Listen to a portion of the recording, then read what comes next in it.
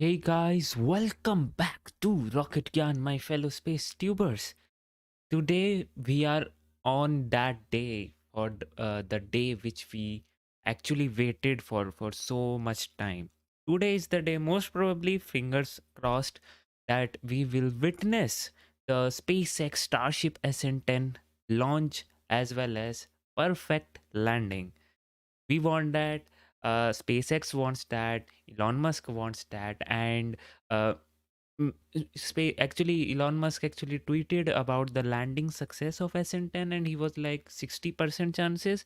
But seeing the confidence from SpaceX for this launch, I think so they are pretty confident because they already have their crane which will actually put the rocket steady after the perfect landing, already there and already ready to go. So yeah, that is the thing. And how are you all, guys? Hi Angel, hi Rihan, hi Arpita, hi Shashank Desai. How are you all? Today is the day. Let's hope this beauty flies up, goes up to its most probably 10 kilometer altitude, and then perform a belly flop maneuver at the time of landing. And yep, we get a best flippin' burn. Okay. So right now, the thing which you are seeing on the screen is the Starship, obviously, and the white clouds are the tank farm activity, which suggests that the tanks are active, and the propellant loading will be the next step. Now, right now, the tank farm activity simply means that the ground supporting equipments are getting ready for propellant loading. Once they are ready, we will be actually seeing the loading into the Starship, the propellant loading into the Starship. And right now we are around 40 minutes until the launch of this thing here. uh, and yeah, we'll actually get to see everything about it. And if you don't know, I'll try to convey you as in what it is and what do we have in store for us. So yeah, sit tight and relax, and if you have any other questions, you can surely ask me. So I wrote J mains and I'm getting 209. Okay, that is so cool. Congratulations, Shashank. You will surely get a good NIT for sure. For if yeah, mains right. Yeah, NIT you will get a surely good NIT. So congratulations. And hi Ray, hi Labrat. How are you? Okay, so right now we have this going on. So I have a thing to talk about. I have some things to talk about right now. That being first of all the Starship itself, and what or not we have actually, what do we expect from this launch today. um Omkar ji, whether is it a good or weather is good or bad. Weather is looking kind of good. I mean, it is um, what they say, blue skies right out there. And every launch every launch till now has had a very good weather till date. SN9 SN8 and SN10 is today. So let's hope this also has a very good weather and we get pretty good images and videos of this launch. So talking about Starship, just a quick summary of what Starship is, what it is all about, and what do we expect from it, and then we'll get back to it again. Hi Nishant Kumar, how are you? So uh, this is the Starship, and this black dot which you are right now seeing here is the heat shield on it. This is actually the SN10 picture which you are seeing here, and these are the components of the heat shield, which will be actually be in the final version of the Starship. It will be covered with this black tiles all over one side of the Starship.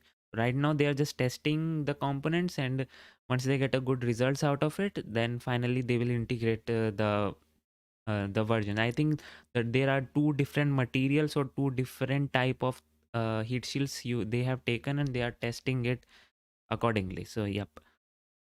Starship is a two-stage rocket, with the first stage being the upper class, as well as it is also able to land on the actual Earth, and the first stage obviously is also able to land. And it is powered by the Raptor engines. It has many uses. The satellite, towards transportation, space station, Mars mission, Moon mission, and whatnot. And the Raptor engines are there. Raptor engines was the culprit for the previous failure. I mean, the SN9 failure, as well as not the SN8 was not, means the issue was not with the Raptor, but obviously SN9 has had a issue with the Raptor, and that's why they have changed the mission profile for today.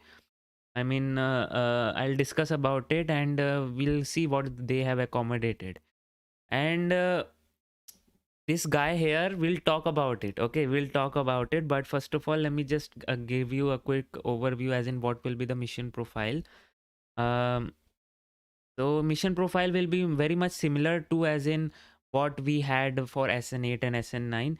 We will be going, they will be going to a high altitude suborbital flight test, and similar to high altitude flight test of SN8 and SN9, SN10 will be powered through ascent by 3 Raptor engines, which will be shutting down in sequence one by one, all intended, and then performing the belly flop on the apogee, controlling the descent through its flaps, and then at the very last moment lighting up the Raptor engines, hopefully, and then landing. But here is the catch.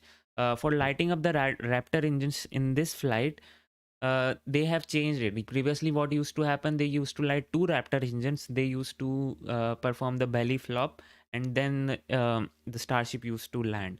But for this, for the SN10 flight, they'll be lighting 3 engines and then shutting off the engines one by one, keeping in mind actually what engine is the best at that time. I mean, if there is a problem with any of the engine, then that engine could be shut off and the other 2 engines can go on. So yep, that is the case. So maybe we can see some changes here. I mean, if all the 3 engines are involved in the final landing, I don't think so there that will be possible, because that will increase the thrust to weight ratio. I mean, increase the thrust which is actually intended, and to land it. So increase in thrust, which means it will ascend, not descend. Yeah, that is the case. So we don't want that, right?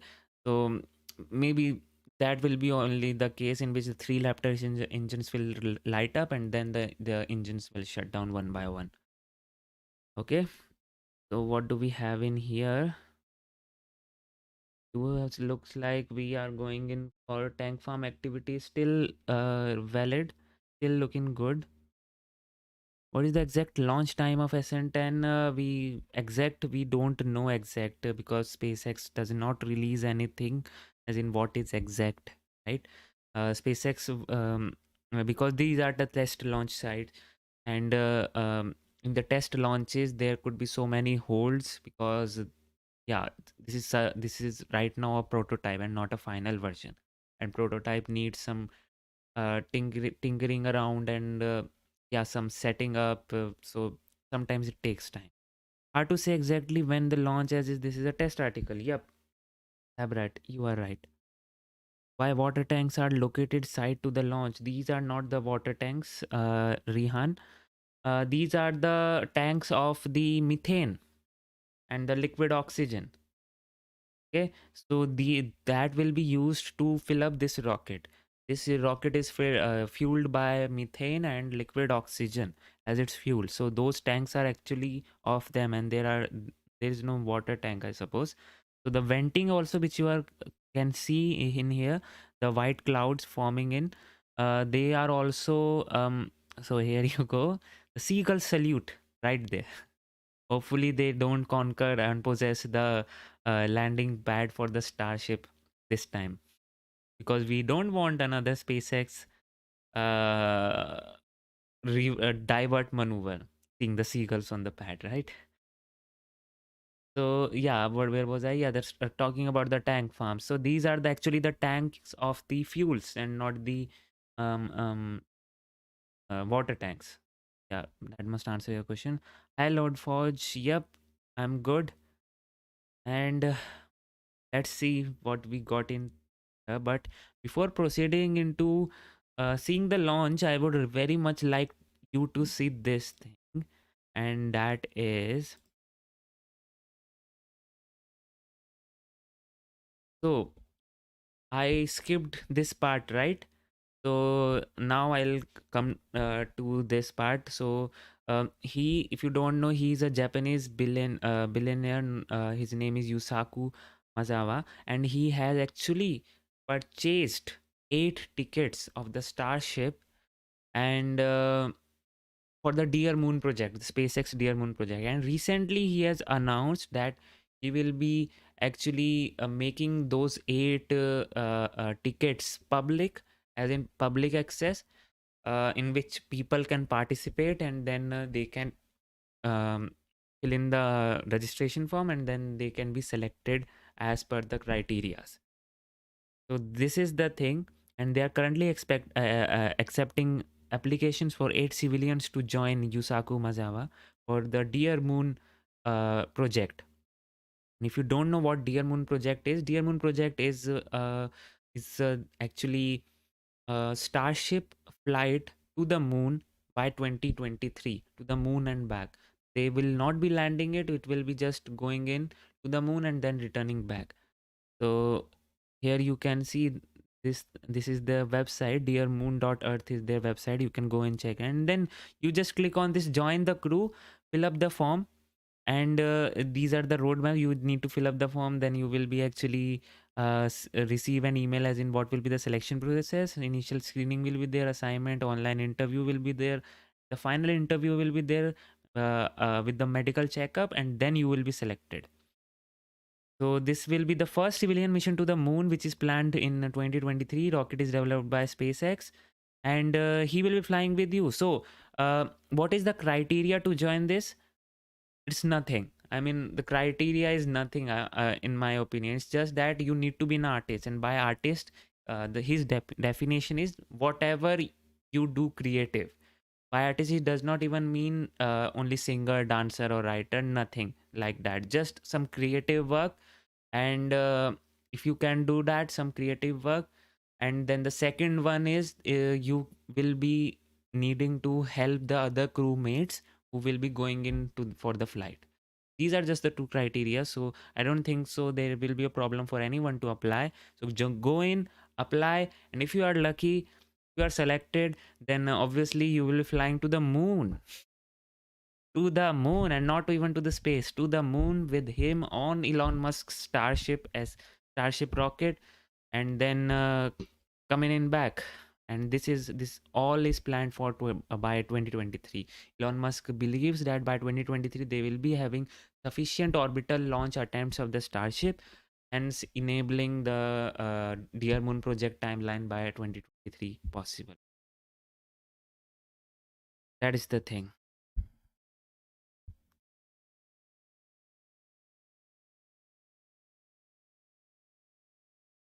Looking in right now, tank farm is going on, but um, we are 28 minutes until the launch to happen. This is fully approximate, and this simply means that if anything does not go wrong, as in if there is no hold, whether it be related to rocket or range or weather or whatever, then by 28 minutes from now we should be having a launch. But um, we will be expecting some launches. Why Elon is not joining him for the lunar mission? So first of all, let me just think, take other questions. That Falcon 9 booster was kind enough. Shashank, I didn't get your question by. Acha, okay, you mean to say that the Falcon 9 is enough to send the humans to moon? I mean, yes, you are right. That is actually possible, but the thing is that Dear Moon project was as in taken by this billionaire as in to fund the Starship development program. Okay, and his dream was to actually go into a rocket and see this Earth rise from the moon, and make himself believe that he is very tiny compared to the whole space or whole universe in which he's living. He wants to believe that and experience that, and wants to work harder. And he's a billionaire and he has this thinking. I mean, I was surprised when I saw this and when I heard this thing that is actually he is curious. That is one thing. The second thing is that he wants to feel that he is small. He's not a big man. I mean, he has not accomplished anything yet. He wants to feel small by looking in and taking the experience of seeing the earth rise, seeing his home planet, admiring the home planet, that views, and just imagining the universe and the space is so big and he is so tiny. He actually wants to experience that. And I was so shocked that a billionaire has this thinking. I mean, hats off to him. So, yeah.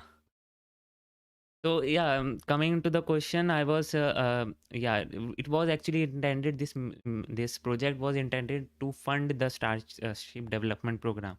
So it is not like the Falcon 9 could not do it, but the Starship is doing it because it was the money was given by him to fund this program, and now obviously they have to deliver and give something back in return. So yeah, this is the thing. Over there are two tanks, one is black and one is white. Do they store different propellants in them? I don't think so. I think the one in black is recondenser, if I'm not wrong. The whites are the actual tank, the blacks are the recondenser. I'm not sure about it because the actual tanks are horizontal, laid horizontally, in which actually the things are there.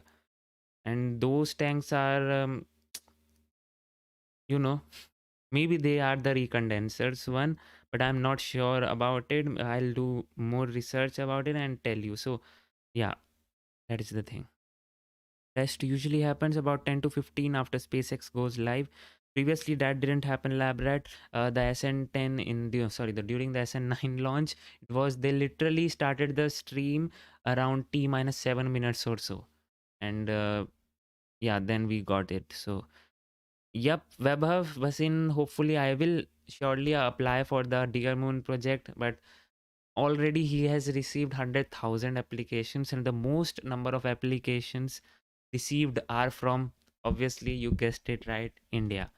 So the chances are very meager, but people are also you can say scared, as in they have not seen the proper orbital launch of the Starship yet, and right now they are just seeing the Starship landing going kaboom. So people are somewhat scared, but there is nothing goes applying, and there is very less probability of getting selected also. So yeah, it is once in a lifetime project. Why not go for it? I personally believe if I am selected, I'll certainly go for it without fearing my life, because I want to experience that for sure in once in my life. So if I can experience that, and then maybe if something bad happens, then I would have no regret. So yep, that is the thing. But I don't think so something bad will happen, because obviously billionaire is going into that vehicle, and SpaceX will surely ensure he is returned safely.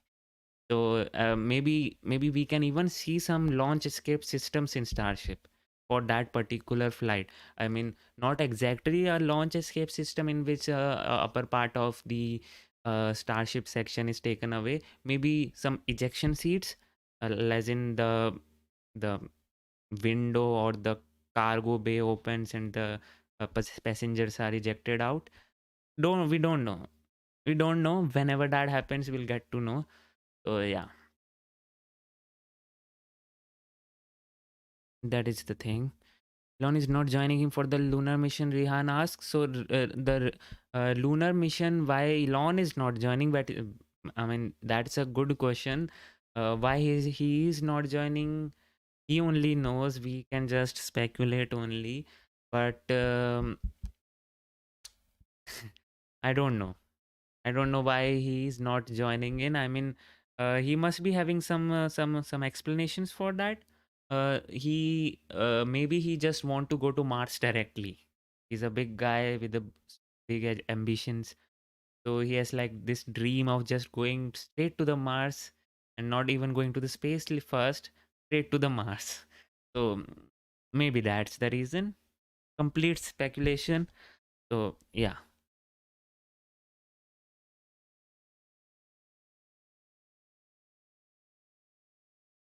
Okay, so Launch window, Angel. The launch window is from 9 a.m. to 6 p.m. CST. And now what that converts to your time zone, I don't know.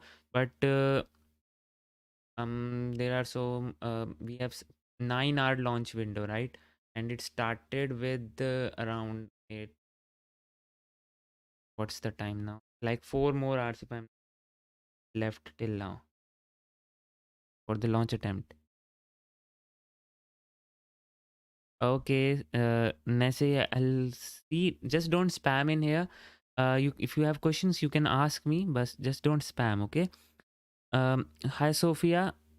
When is the actual launch happening? William asks. We do have some time. We have the right now the speculated timer going in T minus 21 minutes until the launch. Well, that actually means if we have the launch without any hold, but I think so we are going in for some hold.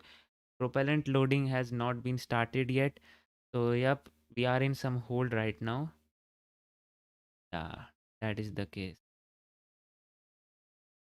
Hi Mark. Hi Amit Kumar. Uh, Thanks Pooja.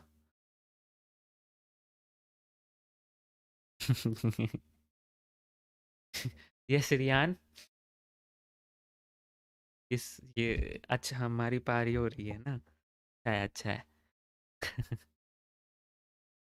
अच्छा है.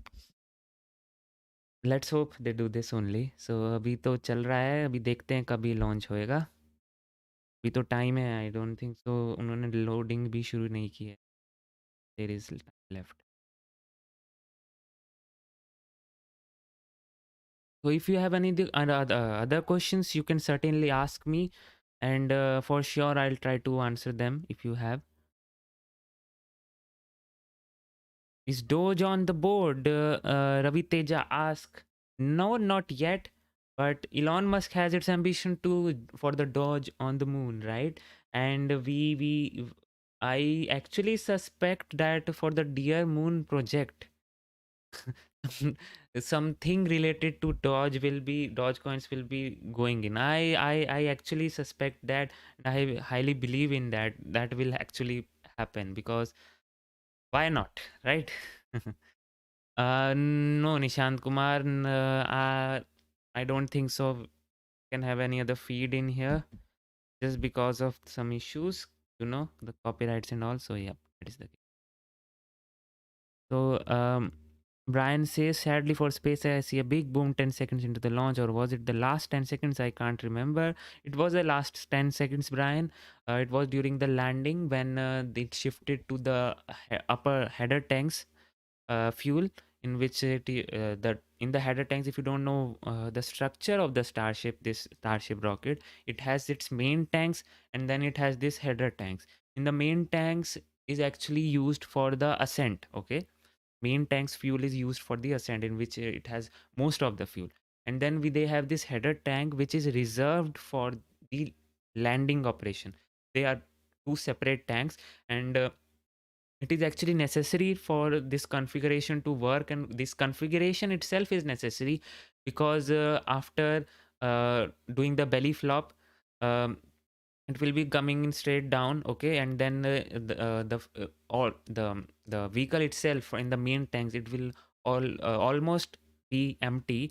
So they don't even have some ullage motors or something like that to come in and pull all the fuels which are like wandering inside the fuel tank to push out to the bottom, and then going into the engine. So that's why they have these header tanks, which they are already pressurized, they are already reserved, and nothing is used during the ascent. So whenever they want to do the descent, it does not matter which in which configuration the vehicle is. Those tanks are always pressurized to the engines, and hence the propellant will float to the engines, and then once the engines are active, they will actually flip the rocket, and then the landing will happen. So the SN8 and SN9, during the flipping burn, as they say, the things did not go right. For in the case of SN8, it was the issue with the header tank. It had less pressure, due to which the engine literally melted, you can say. And for the SN9, we don't know the exact reason what went wrong with the Raptors, but yeah, there was some issue with the Raptors. They were not performing it at full thrust. That is the case. Why there are so many types of Starship? There are no, they don't have the types of Starship. They have serial numbers of the Starships, and they are the you can say versions of the Starship. Okay, like we have consider this as a software. Okay, before a fully developed software is released, we have the alpha testing, we have the beta testing, right? So these are these SN9, SN8, SN10. These are all the testing types, testing prototypes. So these are the alpha beta types of for the software, and they are not released until the full software is ready. Okay, so these are like that, and that's why they have so many things, so many versions: SN8, SN9, SN10, SN11, because they actually have this in mind that they will lost a couple during the process, and hence they need to make in some more to as in to compensate for any loss. But after SN12, if I'm not wrong, or SN11, they are going in straight to the SN15. And this SN15, which will actually have some major design changes, it will be smoother looking. It will have some design changes, and yeah, we can expect something from SN15, something different from SN15. There are people on the pad now. Okay, so that means that for sure we are in some hold right now, and everything will be done again. So it will take some time now. Okay. If the people are on the pad, that means surely there was some issue with the. There could be two reasons: whether some issue with uh, the rocket itself, or some the ground supporting equipments. That's why they have to come in to make sure it is working, and that is pretty much what happens every times during the Starship launch, because it's a prototype, it's not a final version. It's a bits and pieces going in, attaching, and then working, and with no efficient way of working. The prototypes are actually made so as to test the thing, as to test as whether everything is working or not, rather than focusing on making this process streamlined of arming the vehicle with FTS, of making it ready. They are not focused on that. That's why these things take time. But after the finally this Starship is developed with the super heavy and the Starship actually rocket, then obviously we'll see some streamlined processes and some major actual T minus countdown uh, checks.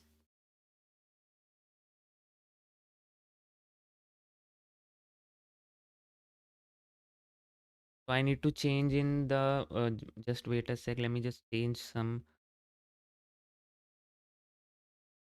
2 hours delay rounds. Okay, that is pretty sad, but it's okay. And it's better to for the delay to happen rather than it going kaboom, right? So yeah.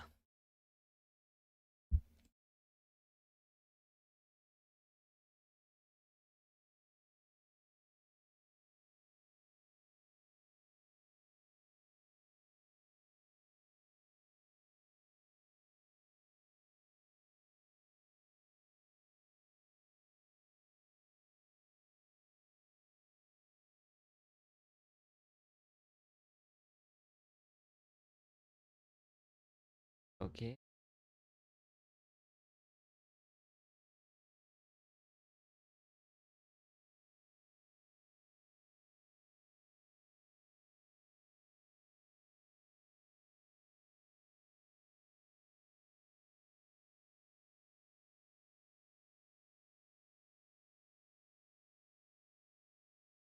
Now only the road is closed. Pad is pad clearance or to happen now. Right now the pad checkouts as being performed.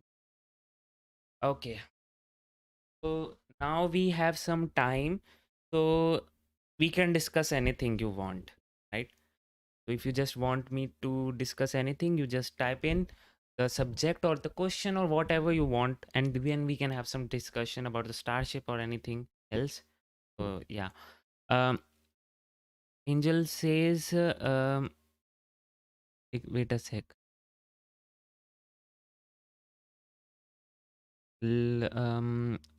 Cars, Nev Spencer, cars have driven to the launch pad apparently. Yep, delays on the way. There is a 2 hour delay most probably once they have to check in for the systems, and then they have to see whether the check in for the system, obviously what went wrong, they have to correct it and then clear the pad and then uh, start the tank farm activity recondenser again. Yep. Will be some time, some delay now.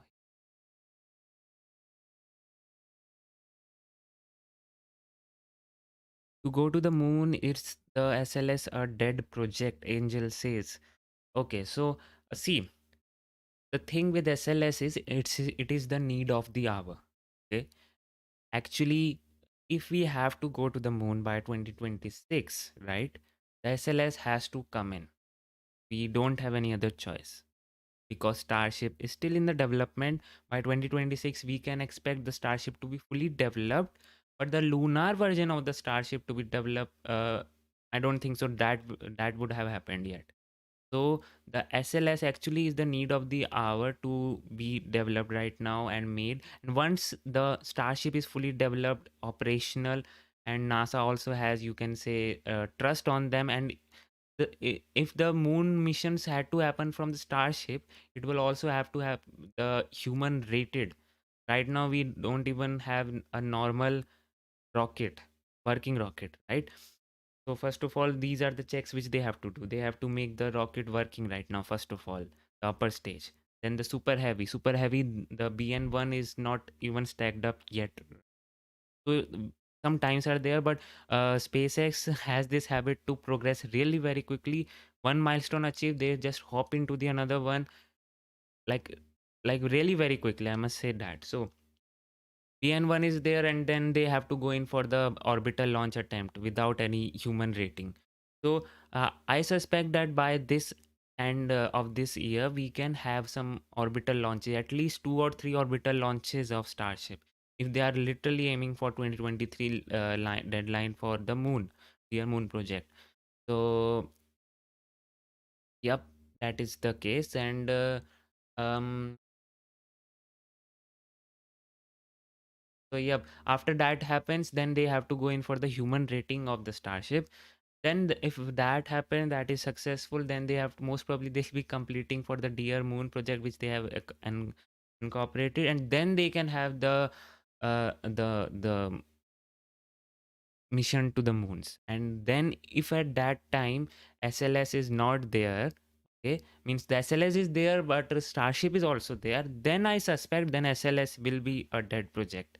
Or I won't say a dead, totally dead, but you can say an alternative to Starship if Starship is not functional, because SLS is crazy expensive. I mean, $2 billion per launch.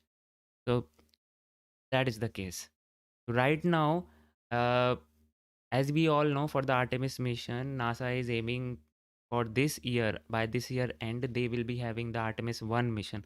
Now obviously by this year end, we are not having the Starship developed for um, moon, for specifically for moon project. So yep, SL is right now the need of the hour. Once it is developed, then you can argue, and then that is debatable whether SLS should be going in or the Starships should be going in. But right now, it is the need of the hour. If we have to accelerate our our mission to the moon and reach that deadline of 2024.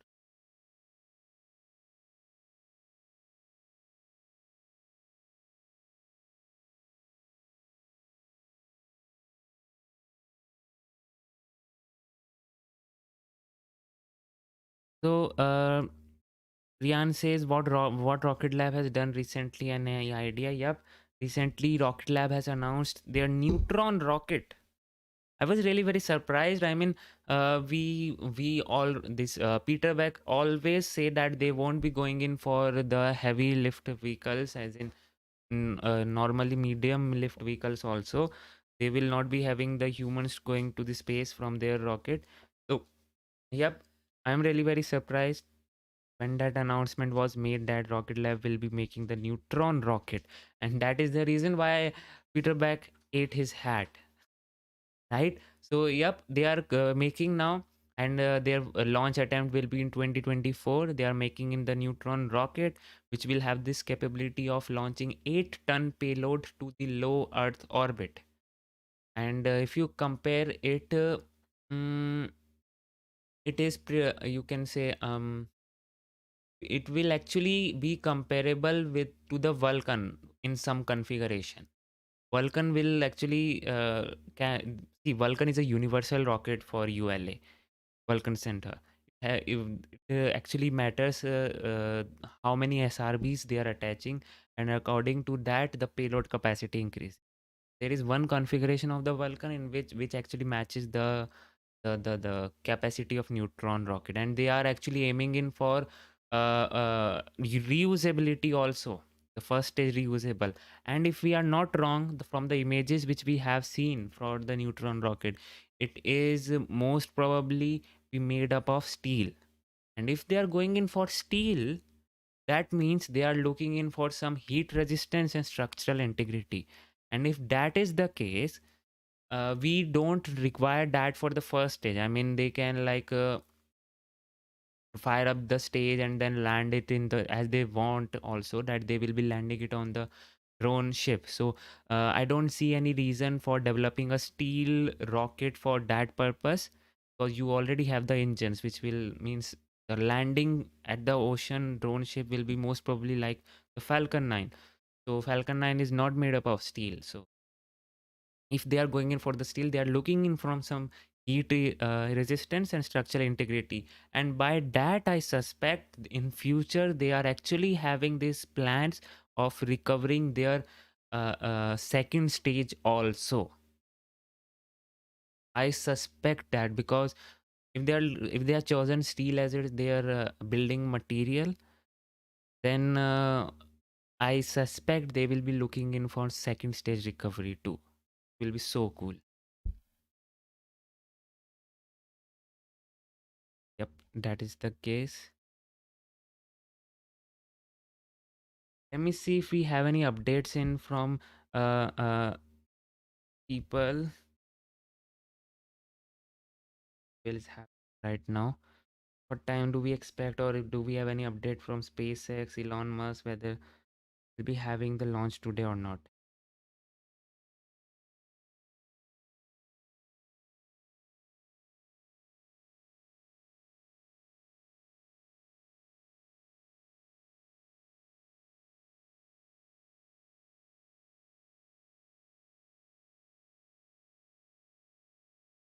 So people are on the pad, and obviously their launch attempt was aborted. People are on the pad, and right now we don't know whether they will recycle and go in for another attempt.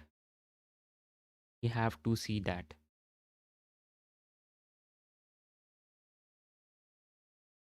Hmm. Doesn't seem to have any update right.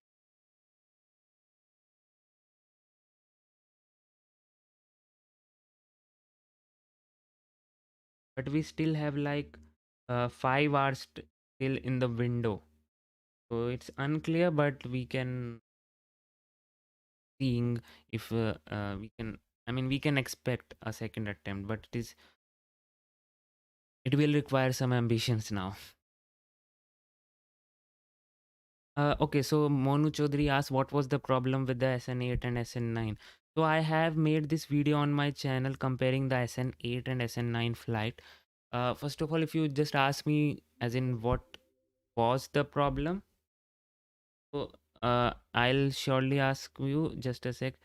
Um, Thank you so much, F1AZ Gaming, for $2 super chat. He asked, when are they going to launch it? Right now, they are in the abort mode, as in people are on the pad again, and there must have been some issue with the rocket or the ground supporting equipment. That's why they have to come in and check in. So right now, the first launch attempt in which the tank farm activity was actually happening, that is in the that has been aborted. Now they are looking in for recycle. Most probably, if that happens, we still have like 5 hours remaining in the launch window, so we can very well expect a second launch attempt. But right now, people are on the pad. The pad is not cleared, and they are working in for the fixing of the issue. And thank you so much for that super chat. It really helps the channel. Really appreciate that. Thank you so much.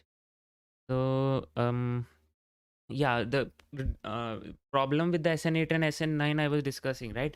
So the problem with the SN8 was that only the if you ask me just theoretically what was the problem, the problem with SN8 was the low pressure, the header tank, and with the SN9 there was some issue with the Raptor engines. It was not performing as intended. It was not creating thrust. So yeah, and as in comparing the flight profiles, so uh, let me just put that up for you so that we can actually compare them side by side, SN8 and SN9, and it's a very good comparison also. We should be looking in for that. So I already made that video on the channel. You can check that out, but I'll obviously play it here. Just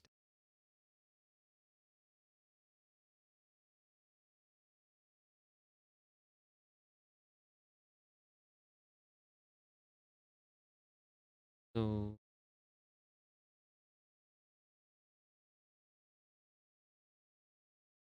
so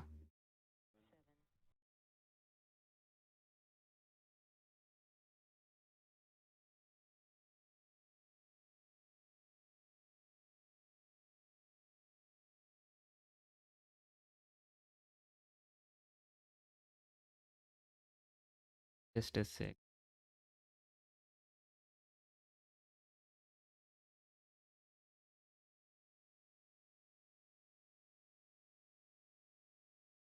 Okay.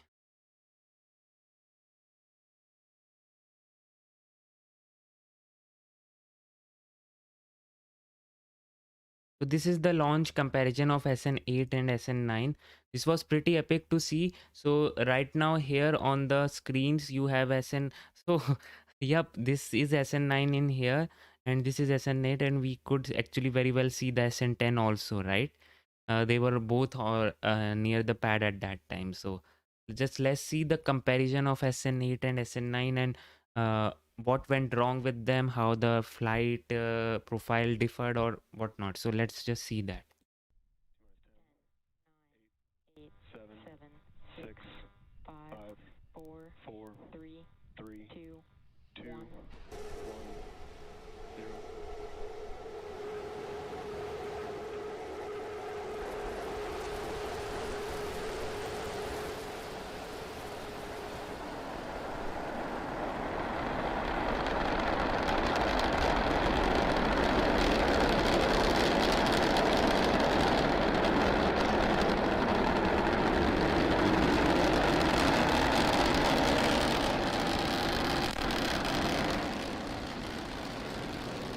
Plus 30 seconds, all three Raptor engines at power. Starship climbing to 10-kilometer altitude. View on the right shows 3 Raptor engines burning. Everything was looking good till now. Everything was nominal for both the flights. And it was so cool to see them side by side.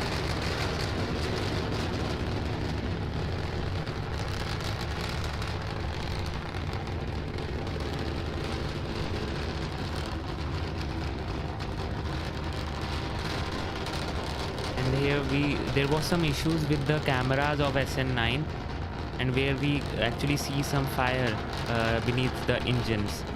I mean, those are nominal also, but fire is not expected. I mean, they are expected but should not be there.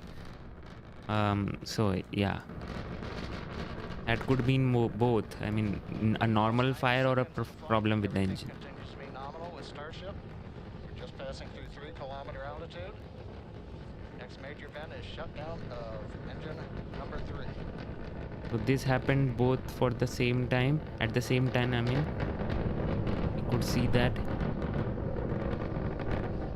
And the fire for the SN8 engine cabin, that is nominal. That happens when some trapped gases from the recently shut down engine comes in contact with the engine plume. T So it's plus 2 okay. minutes, flight continuing on Starship. As a reminder, this is a test flight to a 10-kilometer altitude. Engine number 3 shut down on time as planned. We're continuing to climb on 2 engines.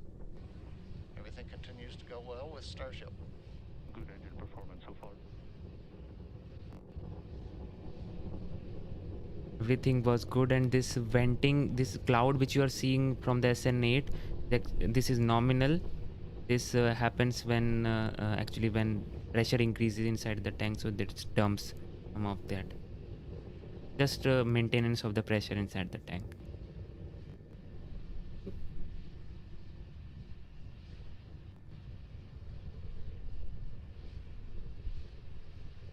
So till now, the flight profile for both SN8 and SN9 was looking pretty good and pretty same also.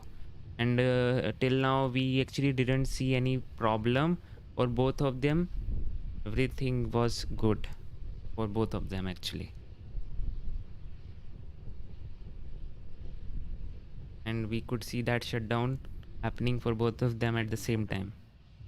T plus 3 minutes, 20 seconds. We've shut down engine 2 on time. You saw that on the screen just a few seconds ago. Starship now climbing on the power of engine number 1, headed to the 10-kilometer altitude. The oxygen dump is also good. At the same time, pretty much same profile was taken in for the both of them. You can see that here, and now it is just hovering. See the problem, okay, let that happen. 4 minutes. Vehicle is at 10 kilometers. It is at apogee. We're continuing to throttle down engine number 1 to hold altitude. We're preparing for handover on the propellant tank. Now this dump happened here, and that happened a bit late there. 4.5 minutes. We are handing off to the LOX tank. We are beginning to flip to horizontal. And the white cloud, the plume you were seeing was intentional. That is a liquid oxygen dump. We've now transitioned to horizontal and beginning the subsonic test portion of the flight, where we check out the aft and the forward flaps to hold the vehicle stability as we descend back to the landing pad. So here we could see that the flip actually happened a bit late for SN8 and a bit early for SN9. So since the flip happened a bit early, so SN9 should reach the land first, right? So at this portion of the flight also, both of them worked perfectly fine. The flaps performed well enough that it was able to maneuver the rocket and keep it stable. So this portion of the flight was also nominal. Continuing the subsonic descent, using the forward and aft flaps to control its attitude as we come back down to the landing pad. Everything continuing to go well in this portion of flight.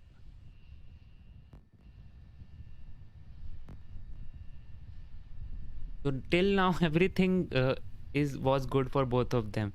The issue happened during the transition, right? Landing chill. Let's go. We see the landing chill. Now they should be lighting up their 6 minutes, engine. 10 seconds into flight, we're down beneath 1.5 kilometers. We're preparing to restart 2 engines, flip the vehicle vertical, then transition to 1 engine for the landing burn. You can see you can see that there was one engine which was not performing at all, and that's why this happened for the SN9. For SN8 everything was good, but then this green flame happened, and Kaboom. Rolling to anomaly net and opening 3.911 at this time. We will start sweeping for fires.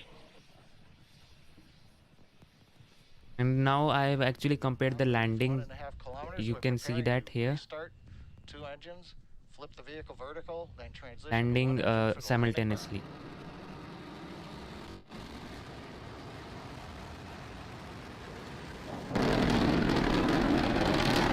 So since SN9 was not able to perform produce any thrust from that lost engine, that's why it fell pretty quickly. This is my favorite part. Preparing to restart 2 engines, flip the vehicle vertical, then transition to 1 engine for the landing burn.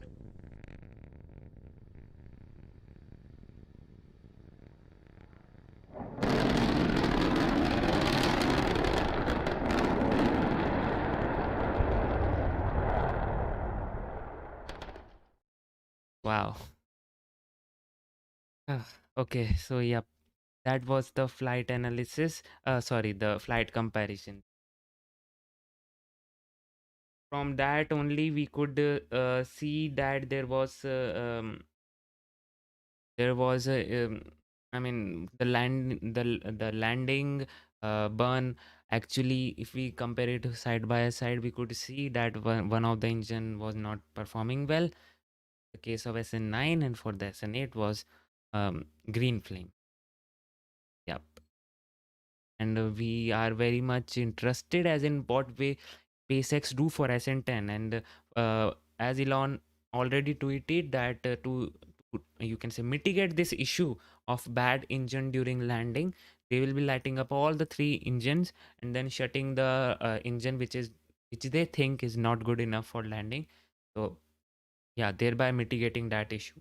But they need to shut down one of the engine because otherwise they will have excess thrust, and I don't think so it will land with that, because there is a limit to which you can throttle down the engines.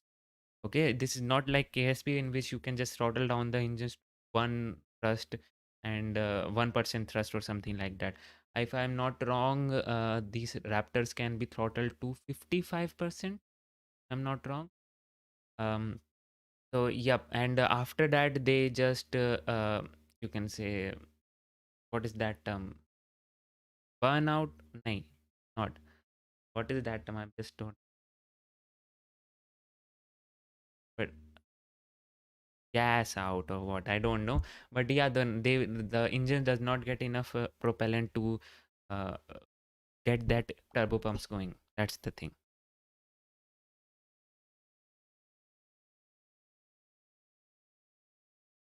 Okay.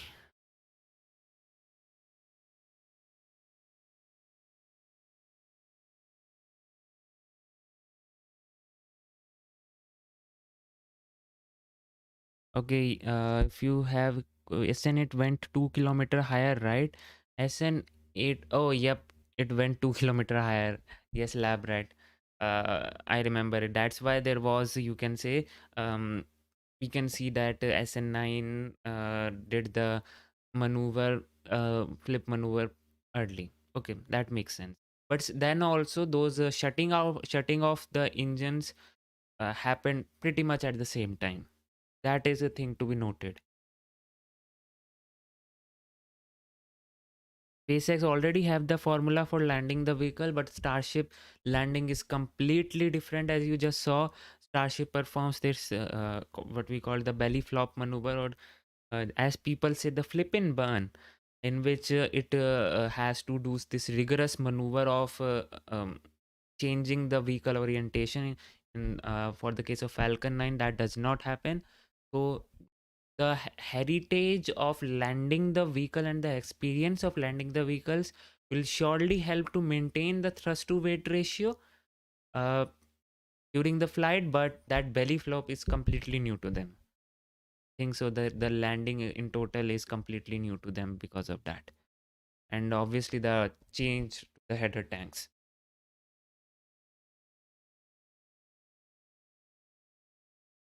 So yes, flame out. Chand Kumar, thank you so much. Yep, that is the term which I was looking for, is the flame out. flame out before they can be throttled down to 55%. If you throttle then down again, then they will flame out. Yep. What is the launch time? JLS Human right now they are in hold. Um, and we do have a 5-hour launch window still left. So yep, if they will recycle, we'll get to know.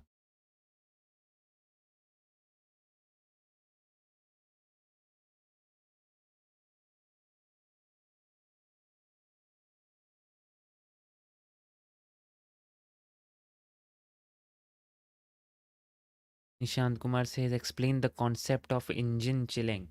Okay, so if you want to know the concept of engine chilling, okay, I'll just try to explain you. So, um, um, engine chilling is nothing complex. I mean, that is simply needed before any ignition takes place. And why is that needed? So as to make the engine ready to take on the thermal shock which happens during the combustion of the fuel. Because that combustion of the fuels produces so much of heat that if the engine is not chilled enough, that the thermal shock could damage the engine parts. So hence there is what we call engine chill, in which the propellant actually flows through the engine. The cold propellant, the cryogenic propellant flows through the engine so that it cools down the engines and makes it ready for taking that thermal shock which say, appear during the combustion of the fuel. That is the thing. Yes, elaborate the Firefly maiden flight, Firefly Aerospace maiden flight of the Alpha rocket will be so much interesting. I'm very much looking for that forward for that, and hopefully they are looking into launch in this March only, right? If I'm not wrong, 12 or 14 March. I'll surely be live streaming that too. So yeah.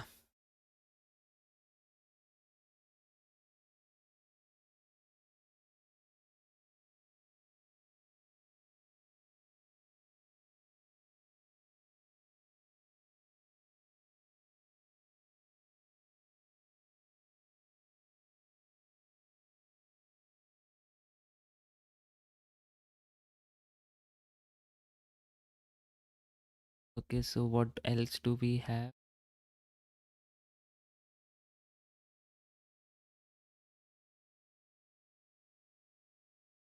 What is difficulty in launching now? Don't know. When launch WebHub still on hold. Everything still on hold right now. No confirmation as in when it will be a launch. So looking for that. Maybe we can do some KSP till then if you want.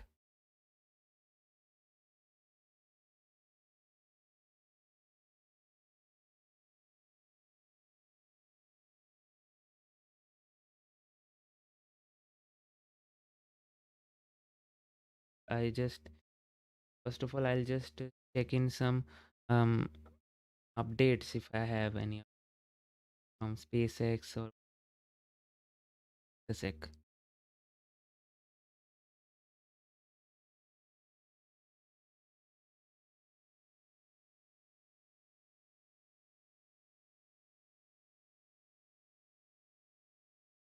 Uh So here we have the update, guys. What was the problem?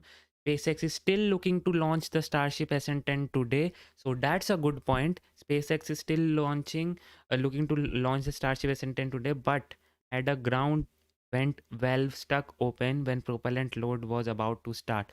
So that confirms that I was right also, that either there will be a issue with the GSE or the rocket. So there was a issue with the GSE here, that the ground support equipment valve stuck open when the propellant load was about to happen, and now the team is there to correct that, and hopefully if everything goes fine, then they will go in for another launch attempt today. So say SpaceX is right now looking in for another launch attempt.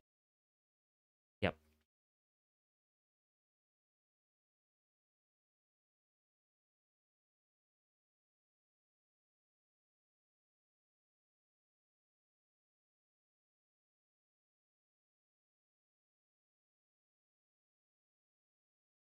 Okay, it's 13th. Labrat, yep, it's 13th. No, 14th March, I don't think so. ISRO will be launching the GSAT satellite on the 14th March. Maybe it is planned for April. Right now, the no terms have not been issued yet, but some unofficial sources say that by April first week, maybe, or by the end of the March, can expect some GSAT launch of the GSLV Mark II rocket from. I can have some background music here because I have been speaking in for some too long. I had to get in some water.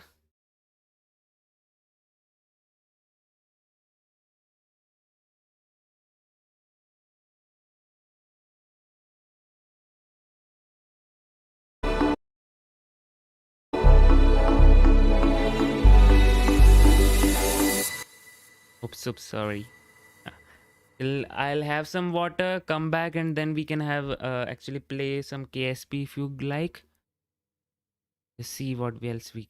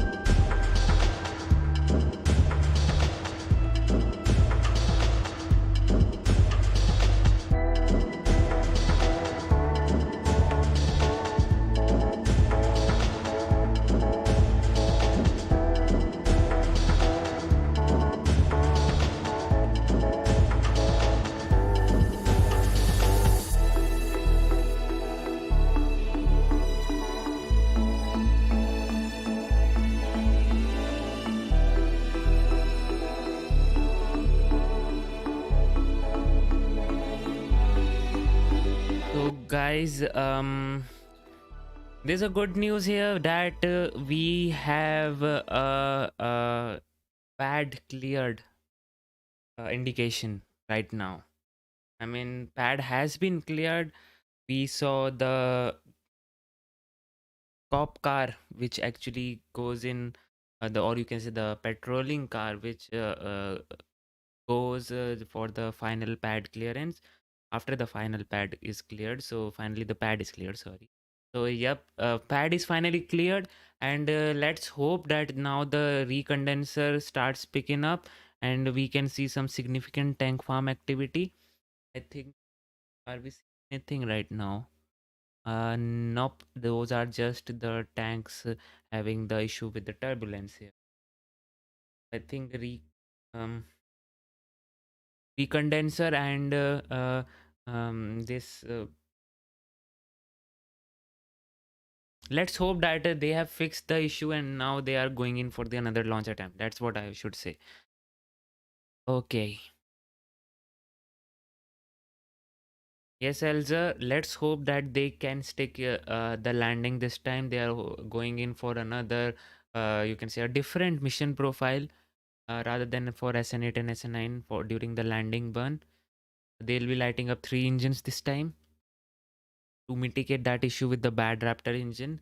And so yep, they are looking in pretty confident. They have the crane ready to secure the rocket after it has landed properly. So this is interesting. Now what do you think are the chances of that this rocket actually hits the bullseye without any problem, but then I shouldn't be saying it, but then after 5 to 10 minutes it just phew, um you can say toppled over, just you can say a tip off and fell on the launch pad. Because actually, why do I think so? This can happen because we haven't seen any testing yet in the after the flight for the landing legs. And one time we saw for the, if I'm not wrong, for the SN5 150-meter hop, and there we could actually see the legs were bent. Obviously, that issue was with the center of mass being offset, but no, no, don't know. Anything can happen. What I mean to say is that has not been any significant test of the landing legs there. So fingers crossed for that too. If that it actually lands, they will want to recover the Starship and then study the engines and the Starship itself. So as to gather more information as they could. So yep.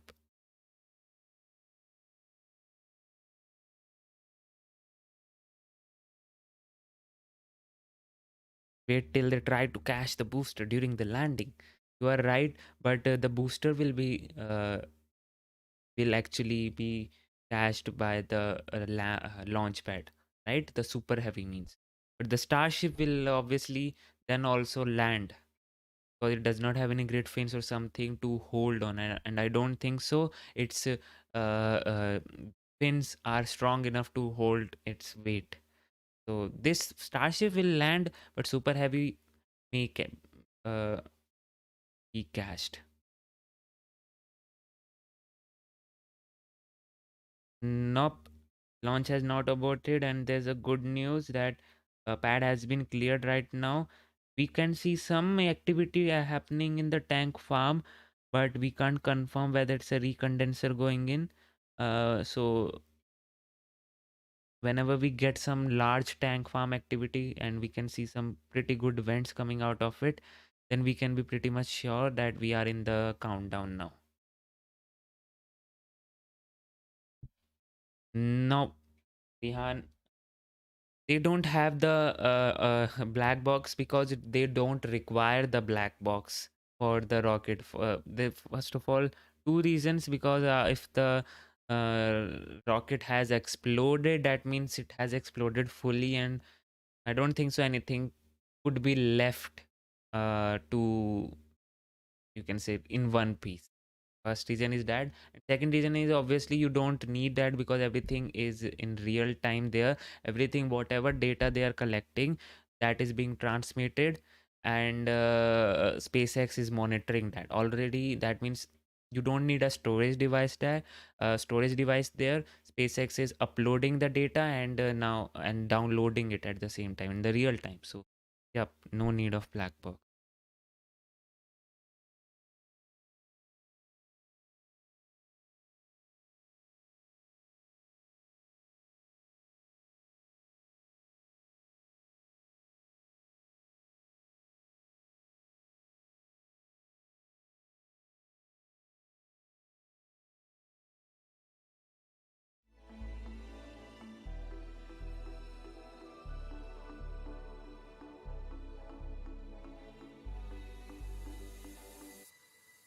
If you have any other questions, you can ask me. Otherwise, just wait for the Starship to get ready for the launch. Good news is that the pad has been cleared and now they will be looking in to start the recondensing. Now the final checkouts are going on, if I'm not wrong. Before they start the recondenser and the tank farm activity, and then the propellant loading, then the liftoff, sorry, the engine chill, and finally the liftoff and the landing. Then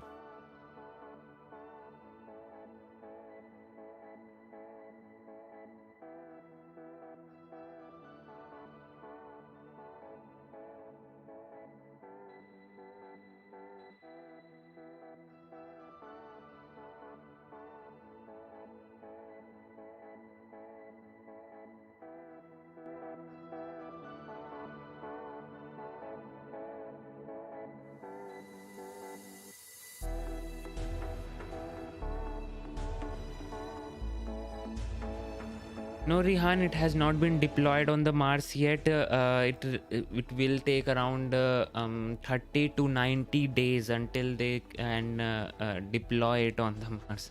So yep, Ingenuity has some time right now.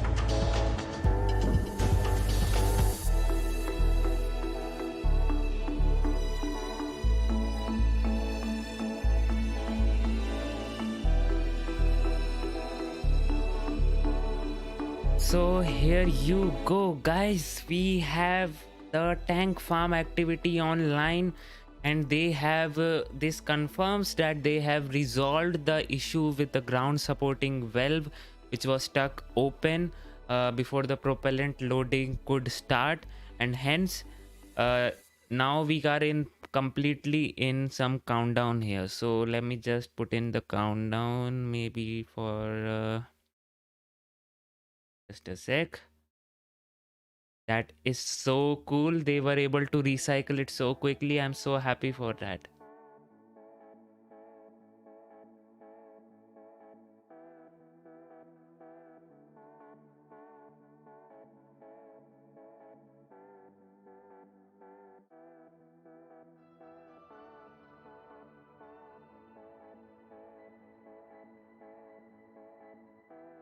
Okay, this done. And right. So we are right now T minus 39 minute-ish until the launch, and tank farm activity has started, which means the we are good, and the countdown is going on right now. But let's hope now anything does not happen and we actually see some propellant loading to start on the Starship. Another delay announced, Dan. Okay, we see. Is it true? We confirm that once, because we could see some. Um, just a sec.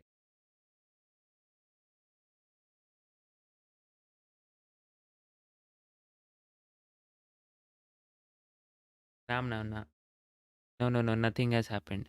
Do we have a launch time yet? Huge. One, we don't have a launch time, official launch time yet, but we do have a countdown, which is ish time ish. I mean, it's not a official one and it's not the exact one. So if everything goes right, in just 38 minutes from now, we should be seeing a launch of this Starship SN10 rocket. Okay. So Rihan says, why only decent amount of heat shield is on the walls of the Starship? Because they are testing the components. They don't want a full-fledged heat shield deployed on the Starship without even testing it. So they have this small patch in which they have the heat shield components. They will be testing it in this flight, and if they get the satisfactory results, then they will be going in for full-fledged uh, full-fledged Starship with the heat shield attached. That would be so cool. We always see the Starship to be in this steel configuration, right? And when the Starship will be covered with the heat shield, it would look really cool. I mean, yeah. And remember that this heat shield is not like the shuttle heat shield, which actually used tiles and they were literally glued onto the surface. Here that will not happen. The tiles will be bolted, so yep, that will not happen, that in this case. Right now they have glued, obviously right now they are just testing it, but for the final version we are expecting the bolt to come in to the place.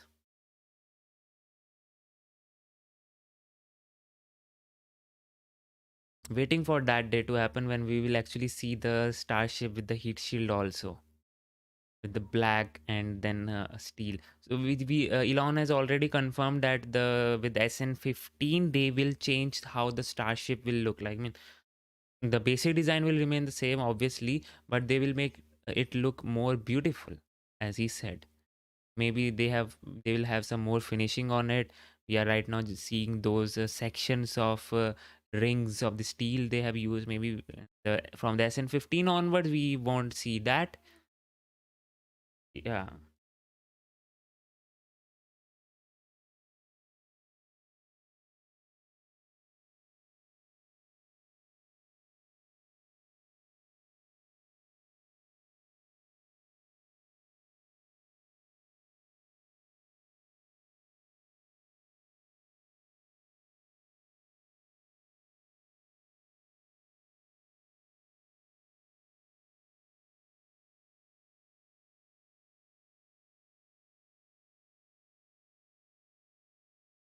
So tank farm activity is picking up, which means that the amount of tank farm activity which we are right now seeing seems good enough for the loading to start.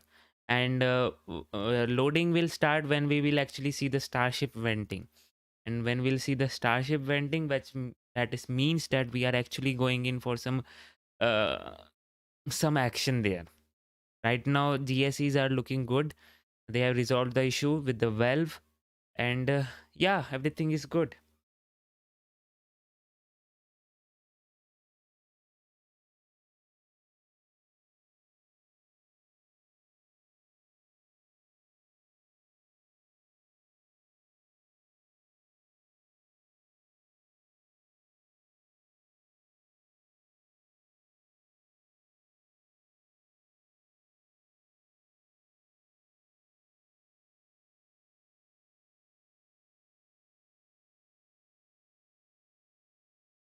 So talking about the Starship, if you don't know, guys, let me just repeat that thing that Starship has this Dear Moon project, and for the Dear Moon project, they will actually send 8 civilians and one Japanese billionaire who has actually purchased the tickets, 8 tickets for the Starship, and they will be sending that Starship with the 8 civilians to the moon.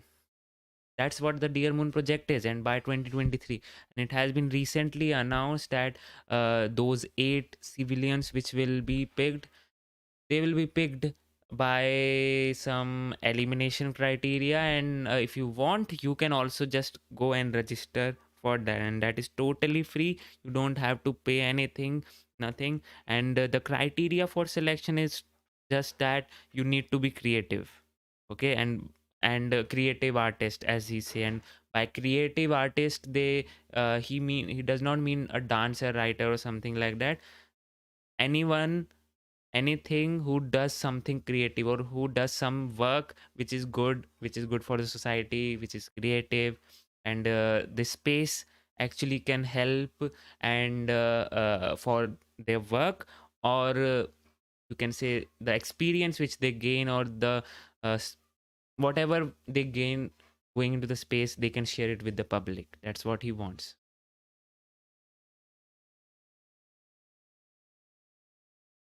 The We can actually right now see the significant venting occur near the tank farms, which is a good sign, which means everything is looking good. We can already see the Star Hopper in the background, and the SN7.2 tank. That's the SN7.2, right? If I'm not wrong.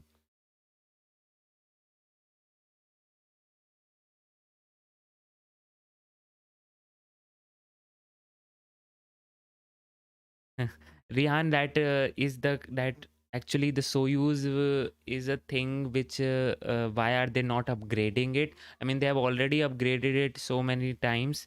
But the question should have been like, why have they not changing it, or um, going in for some better rocket?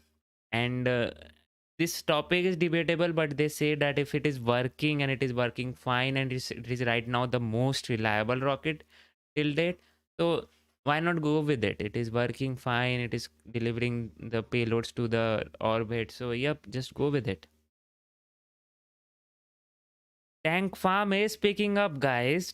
T minus 31 minutes around, and no, there is no fog. This camera is actually situated very far away. That's why there is, you can say, this air turbulence, or which you can see. So not significant fog out there. The sky is blue. The weather is looking good, and we are waiting for the propellant loading to start.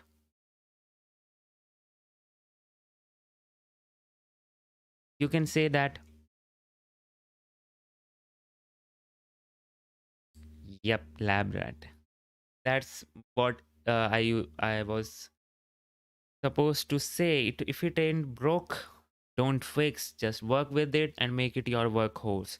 So for the Roscosmos, Soyuz is their workhorse. For ISRO, PSLV is their workhorse, and many of you don't know that PSLV rocket can have a much larger payload capacity than it currently has, because uh, uh, PSLV has to do this maneuver so as to whenever it goes into a polar orbit, it has to do this maneuver to avoid Sri Lanka, which is just beneath India. So it has to do that maneuver to avoid it, and it has to do it in a thick atmospheric environment, and hence that results in the some payload penalty. So how accurate is the T minus counter? Bro, Falk, if Falk, Falk, Matthias. Okay. The accuracy of the T minus counter is not good. It's not official. It's just assumption right there. Everything, if everything goes as per the plan, in half an hour or so, we will be able to see the launch. But if there is a hold, never mind then.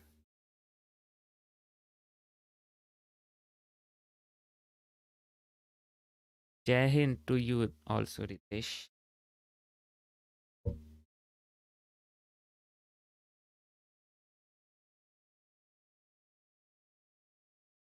And are we seeing papers beneath the rocket?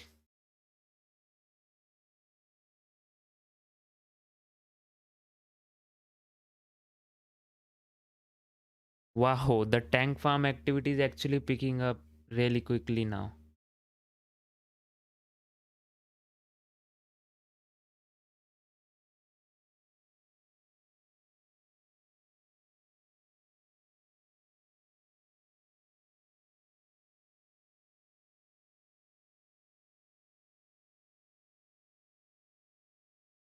We are looking in good for the launch today, and I'm so happy, so excited. Let's hope SpaceX makes it this time, and SN10 actually sticks the landing and stay there, holds its position until the crane secures it. So let's hope that is the case.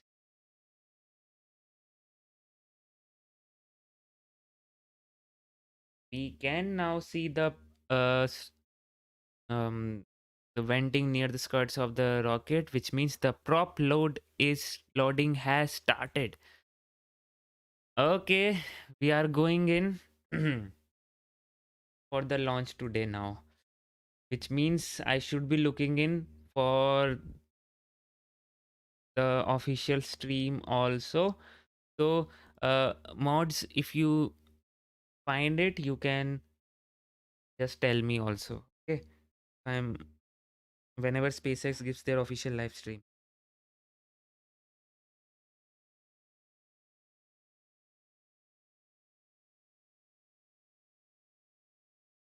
Right now, just typing SpaceX channel does not appear, but the, all the streams appear. Where is this SpaceX channel? You go. Right now we don't have any stream yet. Okay, कितने बजे होगा launch? रुको रुको, सबर करो. 26 minute बचे हैं, होगा उसके बाद launch. Okay, and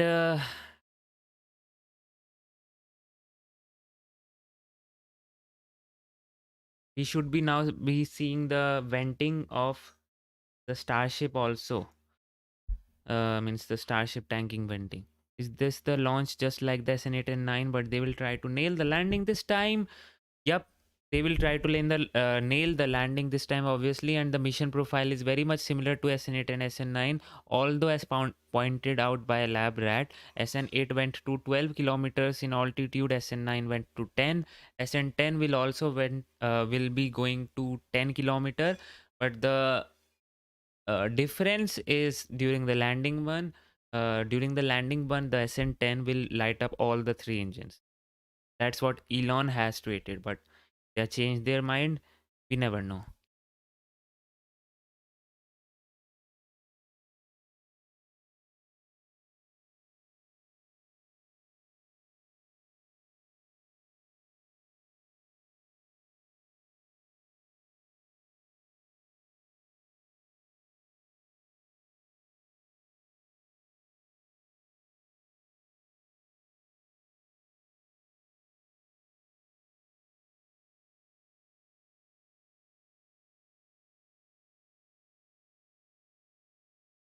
Okay, it is happening. It is happening. It is happening. So excited for it. It is happening, guys. Let's just sit back and now see what happens now.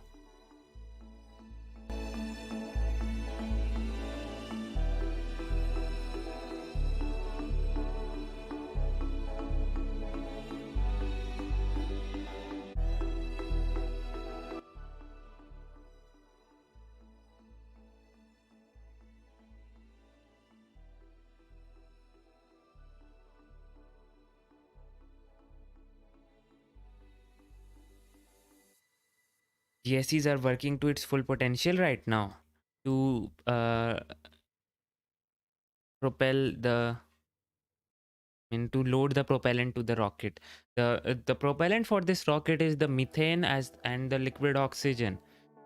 So that is being loaded and both are at cryo temperature. So yep, that is why you see this tank farm activity. As in, actually, what happens? What do we mean by tank farm activity? It is that you know, right, when the rocket when the propellant is loaded into the rocket, the cryogenic propellant is loaded into the rocket, it vents to release the pressure, right? So to that happens with the ground supporting equipments. So there also, if there is an increase in pressure in the pipes or in the tanks, then they vent so as to stabilize the pressure, and that's why we see these tank farm activity.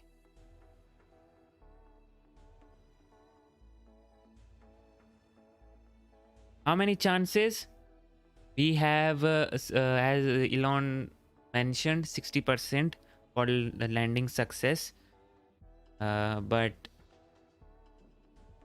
those numbers are merely just numbers when the landings landing, actually the time for the landing comes. Those numbers does not play any role. All that comes down to the engines, to the rocket, to the SpaceX engineers, and to the software monitoring it.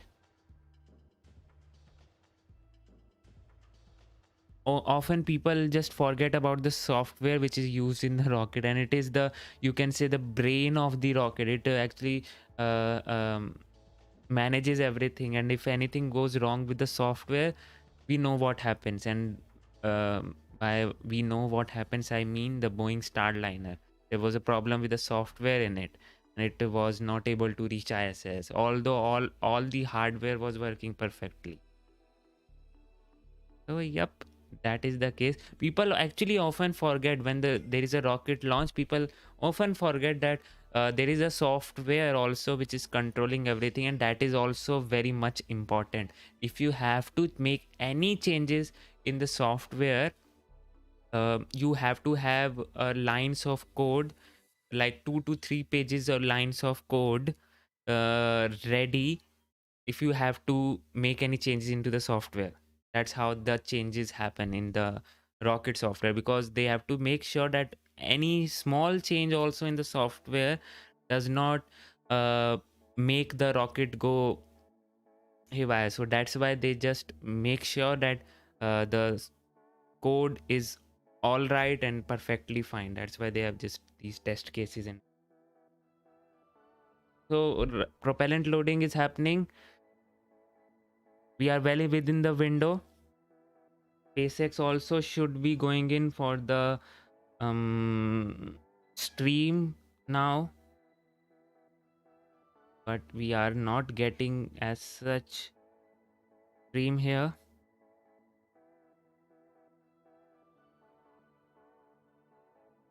Did the 8 and 9 fail because of the engine? 8 failed because of the header tanks. The issue with the header tank. 9 failed because of the engine. I have faith with this time. Yep, I also have this faith, and hopefully this sticks the landing today.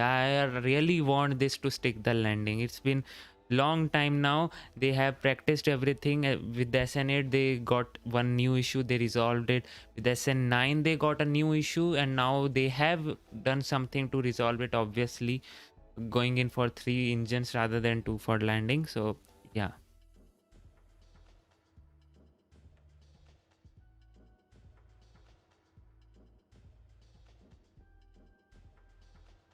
Hmm.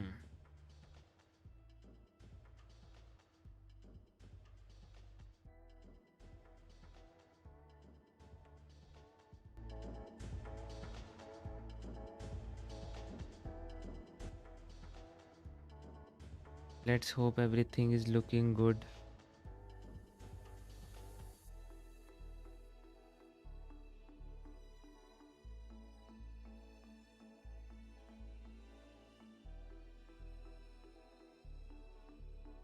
We are not seeing the right now the venting from the Starship rocket.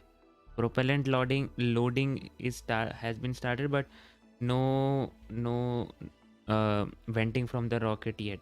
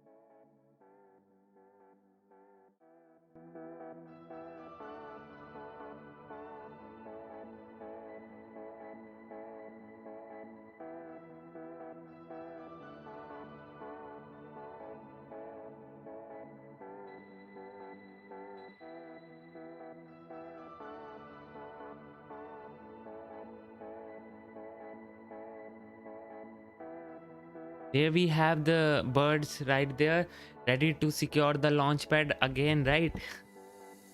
Hopefully that does not happen now, and SpaceX and the Starship does not divert seeing the birds on the pad. And talking about the one thing which is armed on the rocket right now and which is there on the rocket is the FTS, which is the flight termination system.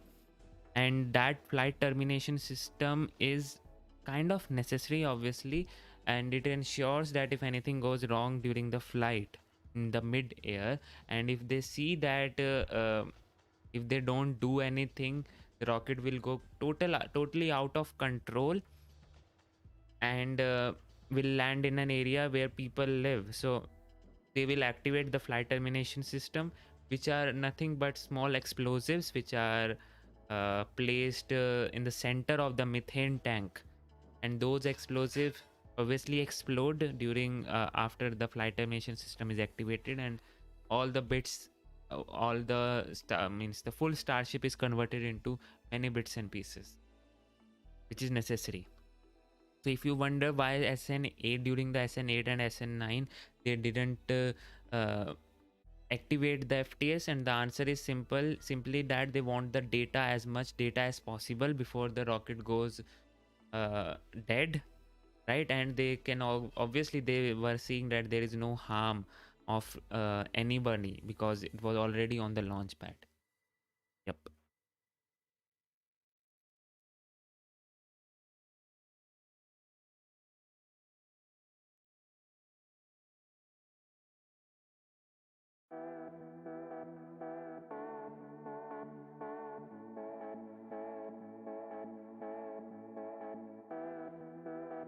We are not seeing any one from the SpaceX link. Can we have a link from you, SpaceX?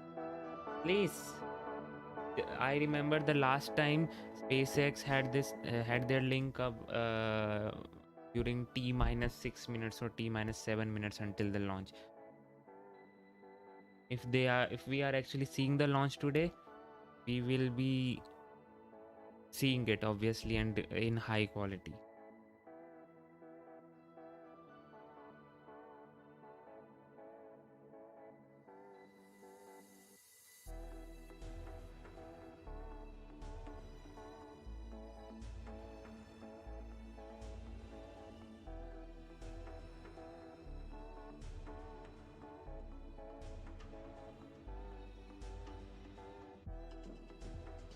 And if you have any question, guys, you can certainly ask me, and I'll try to answer them. Or else, If you are new to this channel, on this channel I host live streams of rocket launches, space events, and we also have space related and rocket science related videos too.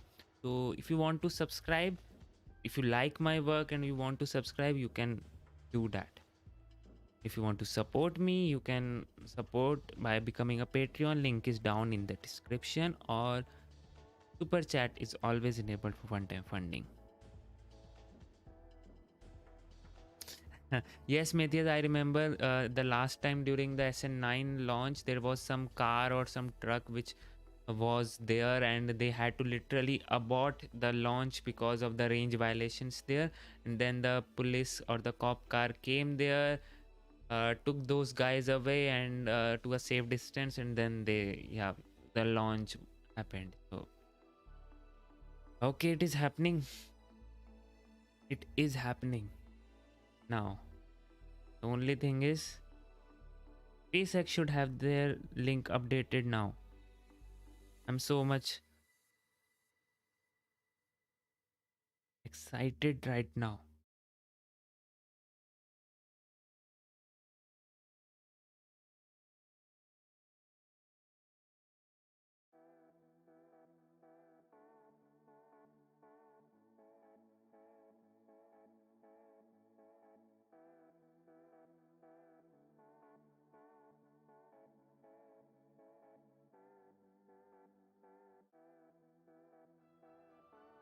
Do we have any update?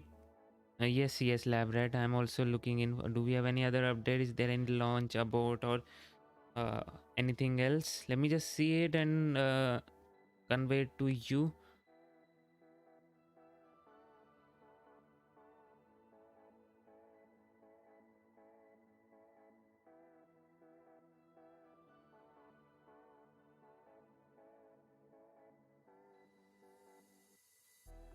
Nothing as such. We are looking good for the uh, launch right now. Nothing related to any scrub or abort, which is a good thing here.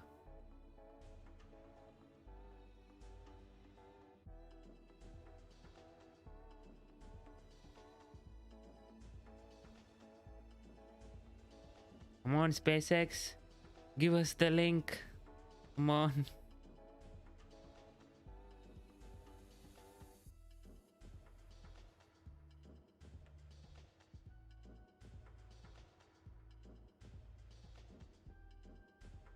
I hope we are go for the launch right now. From the view which we are getting and thing which we are seeing, it seems like we are go for the launch right now, and it is looking much clearer right now. Whatever. Here we go. There, that was a vent. There was a methane vent, which happens. This is completely nominal. And now the next step is the engine chill before they can uh, light up the engine. So guys, this is happening. This is literally happening. We are right now around t minus 10 minutes or so, and everything is looking good. Engine chill should happen now. The next step is obviously that. And if they are so much confident, come on SpaceX, give us the link.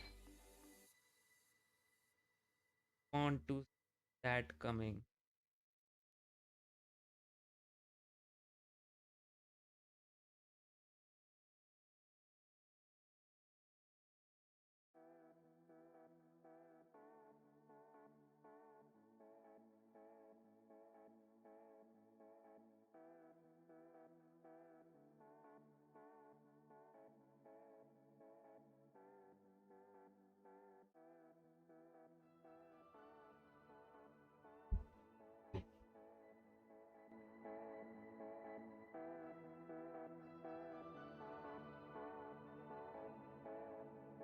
What do you think, guys? Will this time the SN10 will stick the landing or not? What is the probability of landing it here? 50%, 60%, 100%, or we don't know.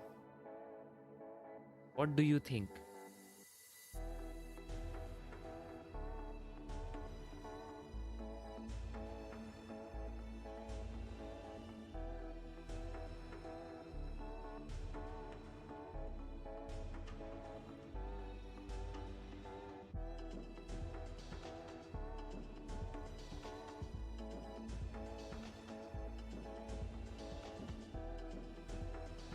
don't think so though, but will it be T minus 10 minutes or not? Okay, so Vajan says 90%, Labret says 99.99%. I mean, yes, my confidence is 1000% at this time they will actually land it. Yep, they must have now secured it and got some data which have helped them to make their prototype more reliable now.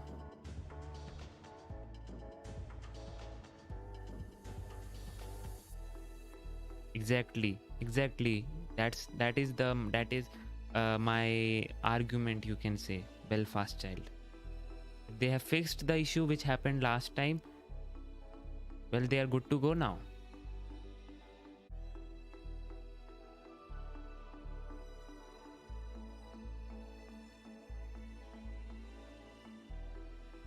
The thing is, I don't think so the timer is correct here.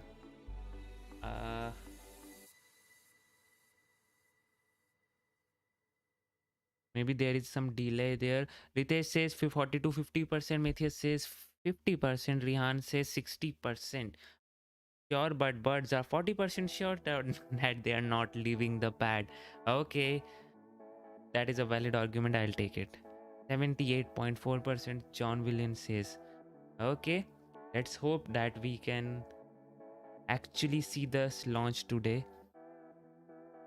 See, at the last time means during the landing burn, the numbers does not have any role. It all comes down to the rocket. It has to perform itself and hopefully stick the landing now. So thank you so much Bajan Won for that sec 25. Really appreciate that. Keeps the channel alive. And thank you so much for that super sticker.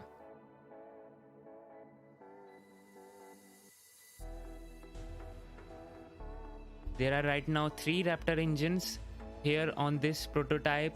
For this final Starship, there will be 6 engines, 3 sea level Raptor engines and 3 vacuum Raptor engines. So this is the second stage of the Starship. Total means the full Starship rocket, and since this is the second stage, that's why it has to work on in vacuum also. That's why it needs some vacuum optimized engine. So they have not tested it yet. Only thing which they are doing right now is the belly flop maneuver. They are testing the belly flop maneuver, the aft fins, and whether the Raptor engines are working properly or not. So the sea level Raptor engines are being tested this time, and yeah, let's hope everything goes fine.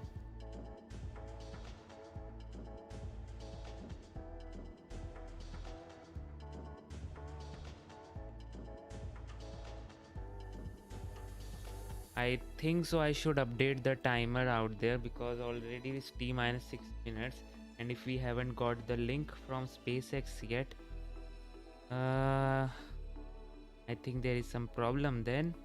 I mean, the not problem, but some delay in the timer. Maybe I can update it.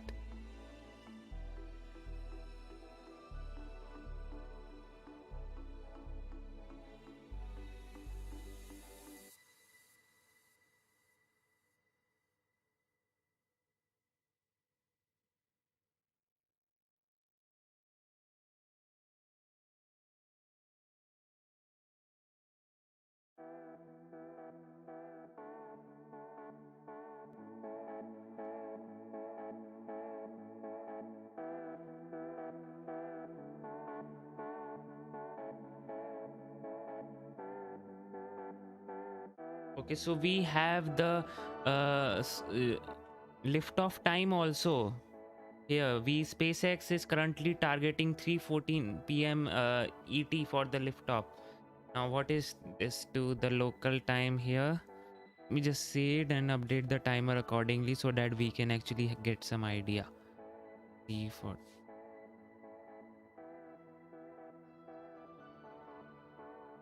Okay. We have the timer here, and this should suffice the need for when will it be launching. So it will be launching in another 18 minutes. That's the sources say that SpaceX is targeting at 3:14 p.m. EST. So maybe we will get the link at 3 p.m. EST.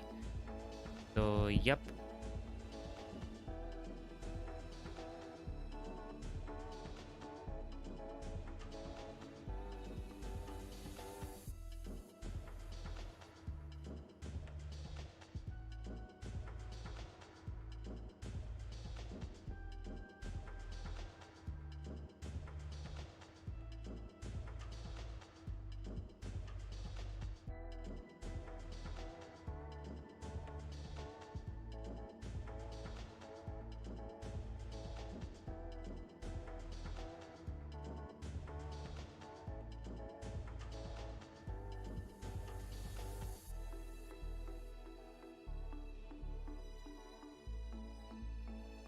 This is happening, guys. We are getting some updates also that it is actually targeting a liftoff time. We have a liftoff time now, which simply means that there are some pretty good chances for the launch today.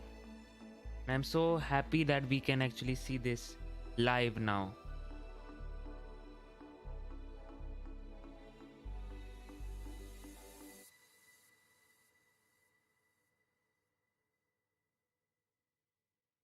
So we have also have some update on the issue which was resolved for the ground supporting equipment.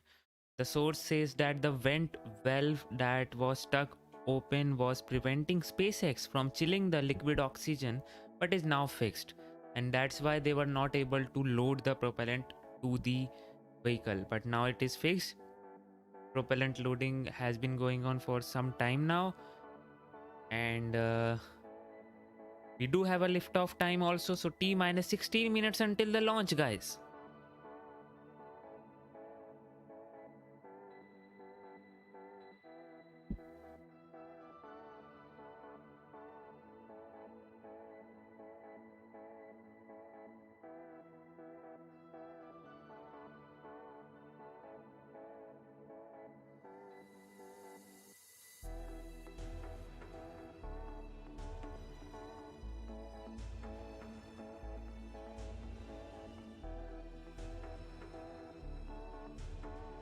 Okay. Chances of success. Okay, guys, we have had these chances of success of landing, right? I mean, we were putting in the numbers to the landing, but what are the chances that we will be actually seeing a perfect liftoff, perfect ascent, and then there something goes wrong with the descent, and we have a chances of FTS system being activated. So what are the chances of FTS system being activated? What do you think about that?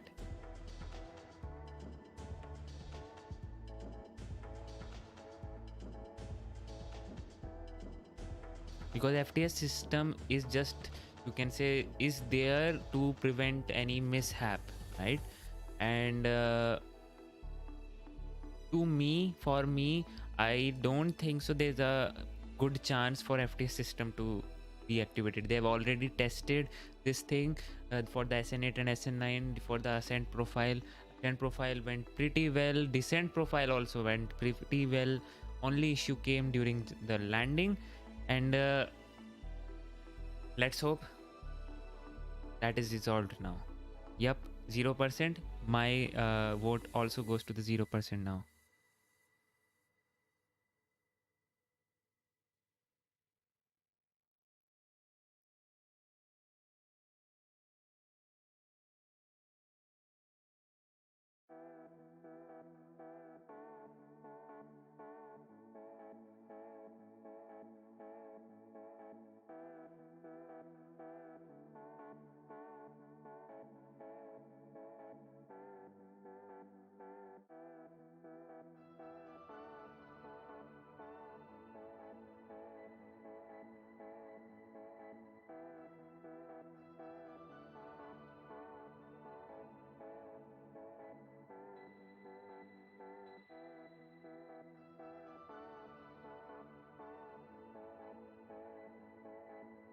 T minus 13 minutes. Now we should be expecting some link from SpaceX. Come on, provide us with some link.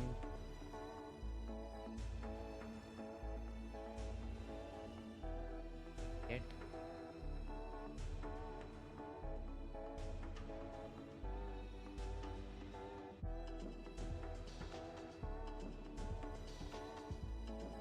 Pretty much excited right now. Wow. Okay.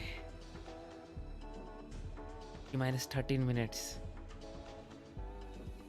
till this thing goes up and then comes down.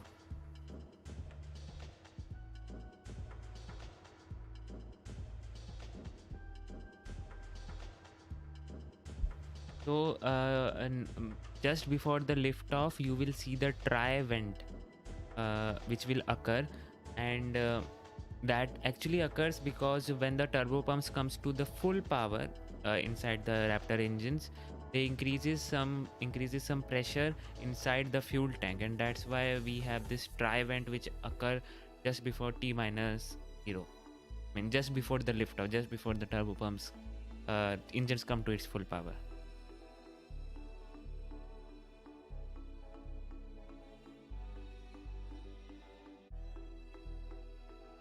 The SN9, the SN10 is chill is beginning, I think so. Yep, engine chill is beginning. We can see the venting. Guys, this is happening now. I'm so much happy. This is happening now. We can see the vents coming out of the rocket. You can. We can see the vent coming. Yeah, we can. We can. Engine chill has begun. We are officially into the countdown now, and I'm so much happy. Let's hope this SN10 flight is successful. And let me just update it first.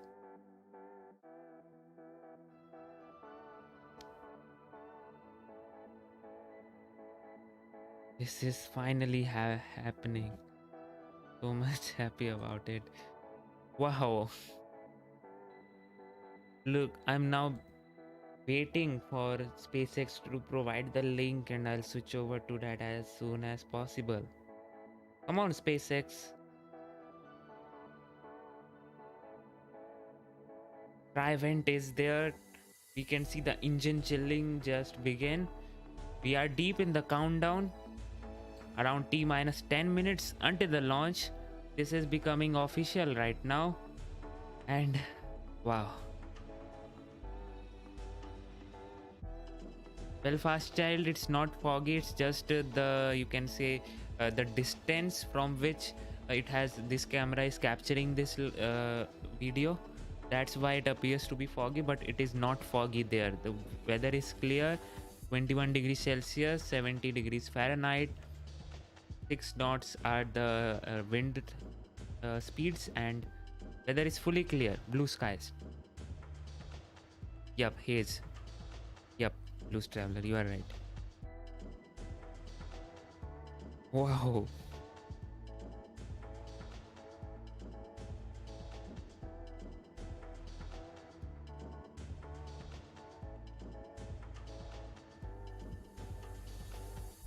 SpaceX. Do something. Come on, do something. Do your thing, right? Where's the SpaceX stream?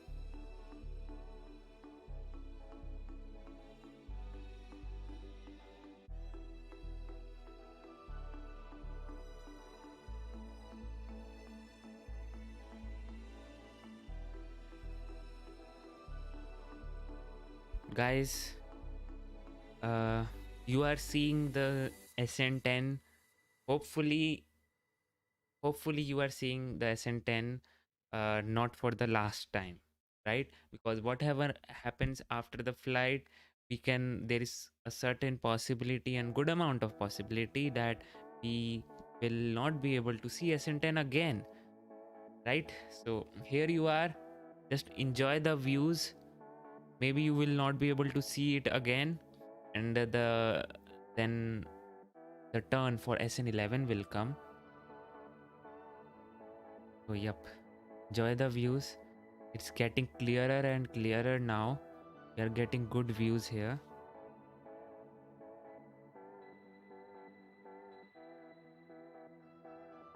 Happening T minus 8 minutes 30 seconds until the liftoff.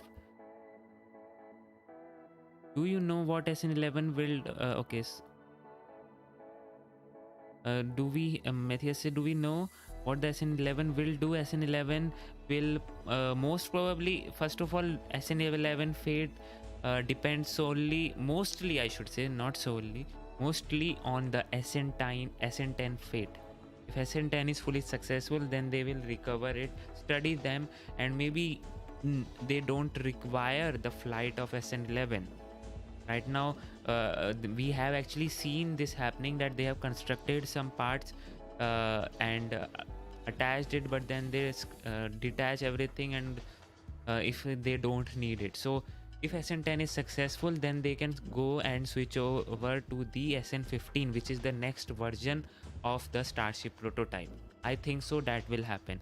And if it is not as successful, then obviously SN11 will repeat the same thing what SN8, SN9 and SN10 is trying to do. SN11 is scrapped. Loose Traveler, I don't think so. SN11 was in the high bay. SN12 is scrapped, if I'm not wrong.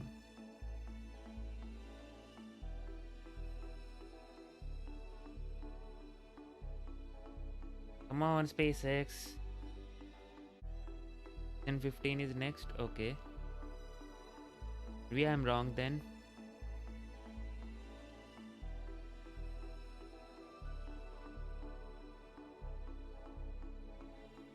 But I don't think so. What because there is I remember correctly that today only I saw one stacked up prototype in high bay. That surely has to be SN11, because they don't know whether SN10 will be successful or not. So they will want to repeat what SN10 was not able to do. So yeah, till the time they are not able to stick the landing, maybe we can expect some prototypes to occur like this.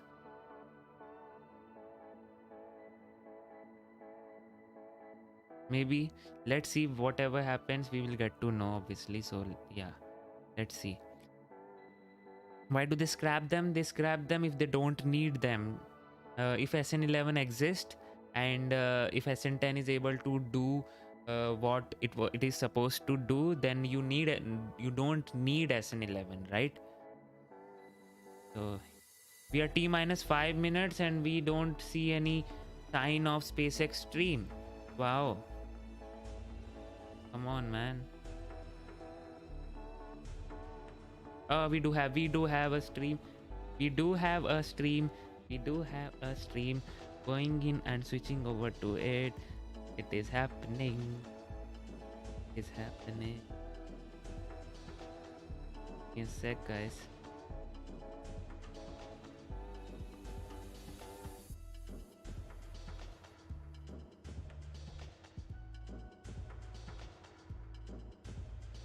Changing over to that. Pardon, just give me some time. It's happening, guys. So much excited right now.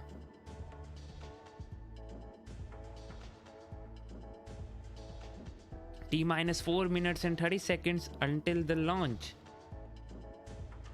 Oops. And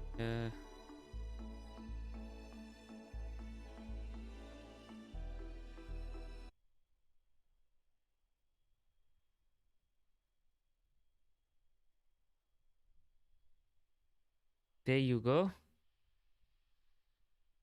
We have T minus 4 minutes. This is happening, guys. Good afternoon. We're just inside T minus 4 minutes to the flight of Starship number 10. Today is another test flight in the Starship series.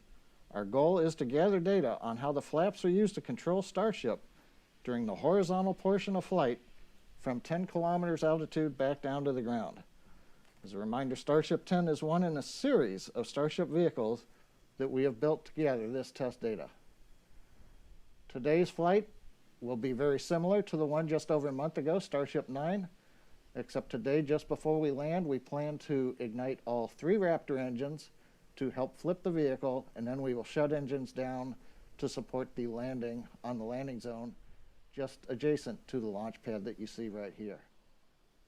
But right now, coming up at T-minus 3 minutes, everything continuing to go well for the flight of Starship 10. Wow. Guys, this is happening. T-minus 3 minutes until the launch. Weather is looking so good. Vehicle is looking good. Everything is looking nominal right now. And as he said, they will be checking in the flaps and taking the data from it. And SN10 is finally launching today. So much excited for it now, right now. My fingers is crossed, and let's hope this SN10 does what it is intended to do. It has seen what happened to the SN9 in front of it. It was there when SN9 crashed, so SN10 would not like to repeat that. So let's see what happens. Finger crossed, sit tight, and enjoy the launch.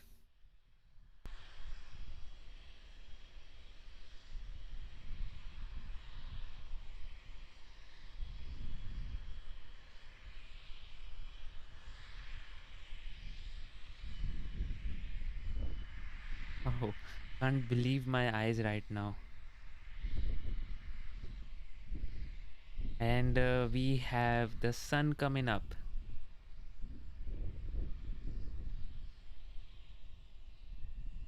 SN10, you can do it.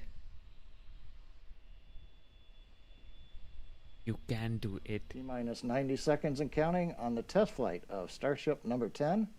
Propellants, methane, and liquid oxygen are now fully loaded on board the Starship, pressurizing the vehicle, getting ready for the ignition of the 3 Raptor engines at T0, and then liftoff.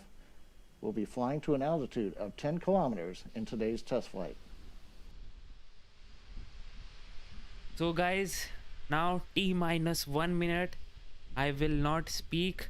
Just sit back, relax, and whatever happens, you can, I hope it will stick the landing, and just sit back, relax, and see the launch. See this beautiful thing fly to the sky. Then hopefully come back in one piece.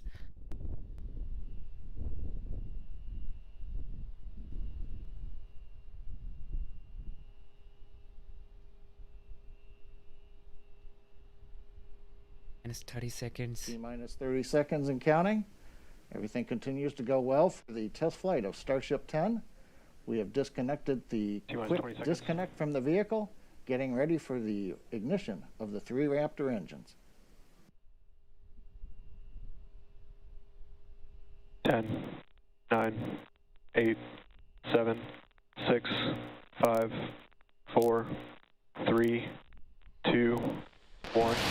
Ignition. Abort. All right, all folks, please triage alarms.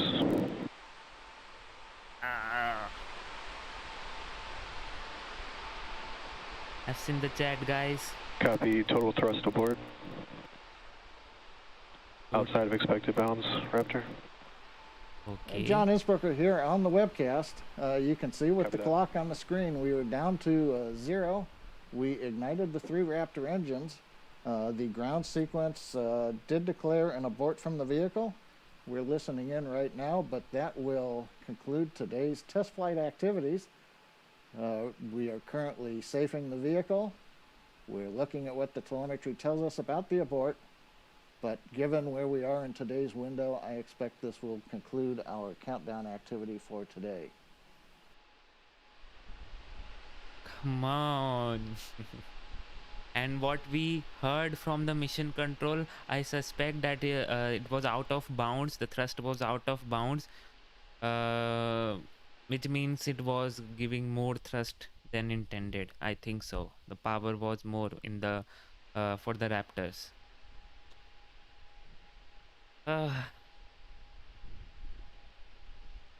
I was so much excited, but it's okay. That means that we can have another attempt tomorrow if we are go for launch. And that happened. I remember this similar kind of thing happened with SN8 also. They had this about just at T minus 0. And Back with you on the SpaceX webcast. You can see on your screens Starship serial number 10, the test vehicle, still on Launchpad A in Boca Chica. We counted down and we ignited the 3 Raptor engines, but we had an abort declared by the computer. The team's continuing to look at the data right now, so we're not signing off from the webcast. We do want to see if there's an opportunity to possibly detank and then retank the vehicle and try again later this afternoon. We do have time left in our test flight window today, but the team does have to make an evaluation of what caused the abort and whether it is something that they can easily work around and try again. So we're going to stay with you a little bit on the webcast and then come back with any update we've got, whether we are scrubbed for the day or if we're going to give it another try later on. So right now, and in Boca Chica, everything's looking good. We're safing the vehicle. Everything's going along as we've done before in static fires. We're normally used to shutting down the vehicle at this stage. So hang with us, and we'll be back shortly with an update. okay, sure. So they are literally want, they actually, people actually want in SpaceX, and Elon Musk obviously wants that this vehicle fly today only, and they are not skipping any chance which they can have of saving the vehicle and then resolving the issue if they can, then try again. They have some time for the launch window today. They have like 4 hours or so. So yep, they have the time to recycle, detank, and then again load the propellant and try again. This um process has happened in the past during the static fires, as he mentioned. uh, I have also seen that during the static fires also, this last time about have been there, and then they have recycled it and then again went in for the static fire, and then it was successful. So now, right now, the people will be analyzing the data, what caused the abort, uh, and then they will see if they can resolve the issue from uh, remotely only. And if they can, they will recycle it.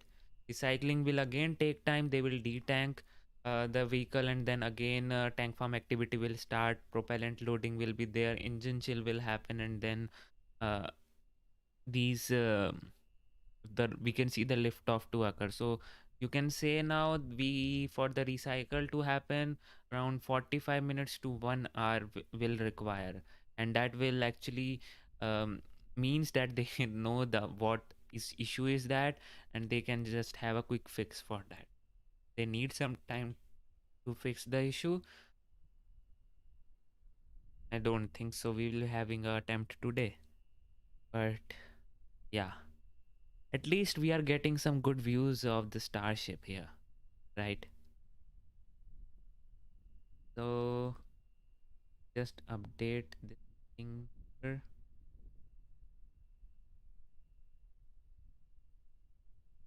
Hold. Hopefully now the detank will happen.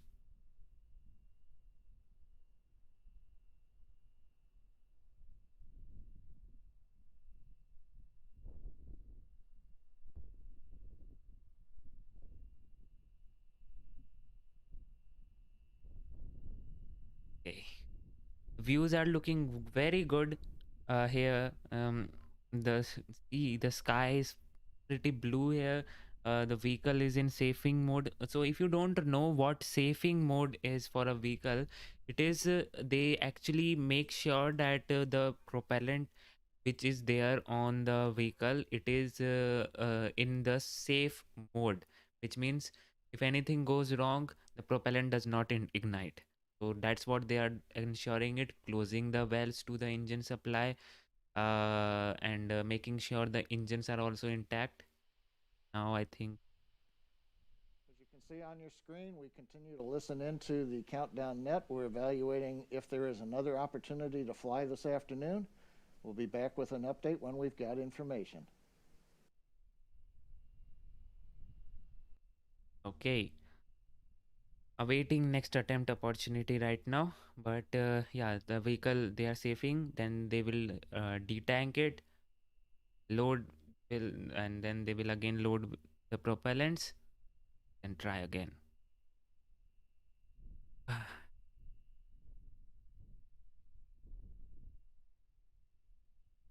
So we never expected this, right? We were having the numbers on the landing. What is the success of the landing? Is the probability of the landing? But we never had this in mind that we can also have the abort during the liftoff, and maybe we don't even have a liftoff today. This is what happens in rocket business.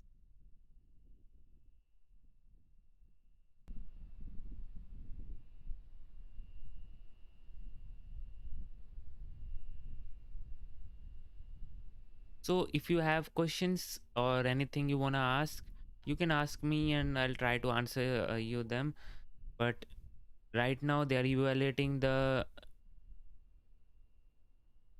एक second, wait a sec.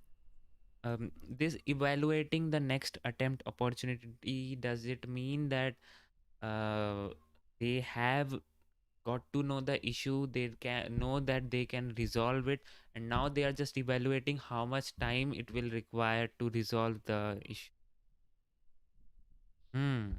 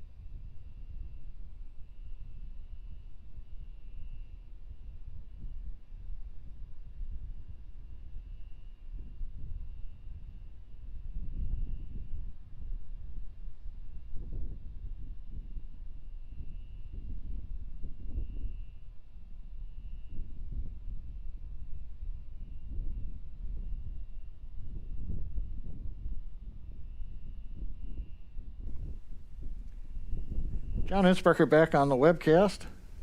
Continuing with the live view here of Starship number 10 from Boca Chica. As a wrap, we did have a we had an abort right at T0 of today's test flight. The team expects we can make another launch attempt in about 2 hours. We're going to end the webcast for now and come back for coverage later today. So follow along our social media for updates on resuming the countdown, and thanks for watching. Okay, so here we have, guys. So it's not the end today. We have expectation of launch today from the team, and we just heard the confirmation that the team require some more time. I mean, 2 hours to prepare for the launch, and and they have around 4 hours left for this window. So yep, they will be attempting again and launching today. Let's hope they are able to do it properly. Always that time. I remember all the SN9 and SN8 flights. SN8 and SN9 flight actually happened at 5 or 6 a.m. in the morning. I was like awake the whole time. Time zone thing actually has a good effect on me, especially.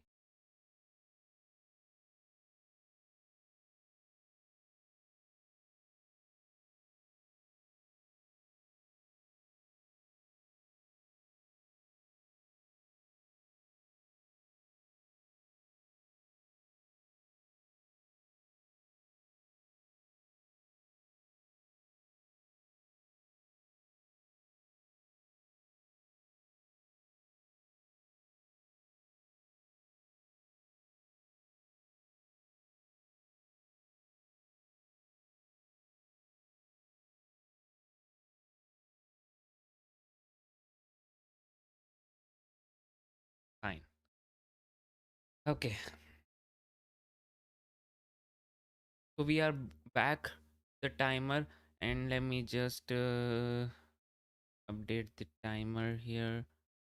What's the time? Oh my, 2 hours still left. This will be a long night for me.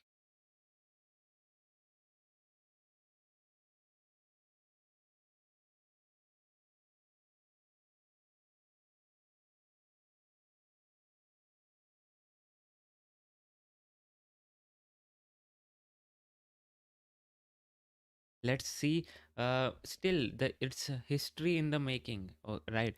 So I can afford to not sleep today, I guess, because I really don't want to miss this historic moment when the SN10 actually sends and then land at one piece, land in one piece. I really believe that will happen. So that is the case.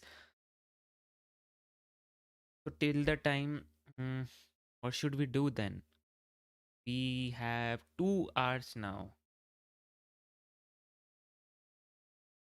It's 2 a.m. here, and by the time it launches, it will be 4 a.m. And if we have any other holds and so, yep, I can expect 5 to 6 p.m. 5 p.m. to 6 p.m. is the time.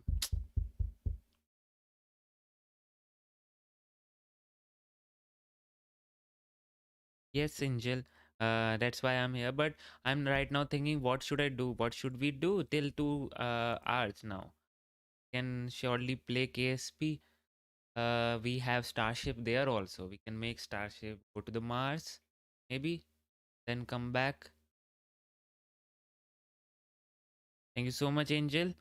Really sweet of you. I mean, I really expect that we don't miss any action here. Maybe they don't need 2 hours. They have said they need 2 hours. Maybe they don't need 2 hours. They need 1 hour. We don't know. Let's see. You have not missed anything, Matthias. They have not launched it yet. they just updated that the team requires additional 2 hours right now, and then they will be back with another launch attempt. Yep, that is the thing. Thank you so much, Blues Traveler. It was all from you guys that made this possible. Uh, I was looking for the mic for like so many months, 3 4 5 months. I was not getting any proper mic, and then this mic, I purchased it, and it's a 24-bit rather than 16-bit. That's why a richness in voice is there. So in the last few weeks, I have almost every night been up until after 2 a.m. and still started to work at 8 a.m. So it's becoming more a struggle every night. Okay, Belfast child. Um, but I think so. It is right now not becoming a struggle. I mean, it's becoming more of a struggle every night. Yeah, I can understand. I have been in this situation when I used to stay up all the night. I mean, 2 a.m. or 3 p.m. and then used to go at 8 a.m. Same as you, but then it does not go for long. So please stay healthy and maybe just sleep more, because then what happens during, I remember during the work, or then we just feel sleepy. We don't we are not able to concentrate in the work. So anyways, right now the update is, if you have just joined in, the update is that Starship was in a boat at t minus 0 seconds, and we don't know what happened with the Raptor engines. We only heard that there was some out of bound uh, thrust which happened with one of the engines, and now the team needs additional 2 hours to resolve the issue, as well as then make another launch attempt. They have 4 hours still in the launch window, so let's see what happens. Exactly, lab rat. Sounds like every college kid. Every college kid does that. I mean, uh, I remember I have given exams in the college, studying full night, and I have not even slept. I used to sleep like before the exam. I used to study all night, and I yeah, I do not sleep that night because I used to study all night. Maybe just take power naps of 15 to 30 minutes when I just can't stay awake. Then I give the exam, and then after coming home, I used sleep a lot, but then the next day also we used to have exam, and the cycle repeats itself. The loop repeats until the exams end. Yep.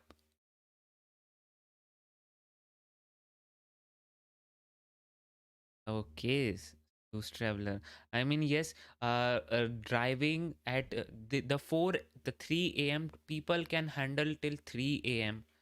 to man max till 4 a.m. But after 4 a.m., na, that sleep actually take over your human body. You actually really need sleep after that. Maximum to maximum 3 or 4 a.m. After that, you really need some sleep. Every human body responds after that. I know, and we have to accept that we sleep always win over us, right? Sleep always win. You can just hold it for some time, but you have to sleep. And thank you so much, Angel, for that 5 euros super chat. I really appreciate your effort. He says, I really appreciate your efforts to come in, listen to me, and join in and hang out with me, and see the launches, space events, and whatnot.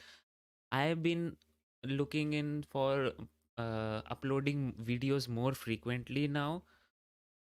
Um, I have to do. I have to actually. I'm lacking on that perspective. I am not making much videos, which I should be making. So, looking into improve for that, and yep, let's hope everything goes fine.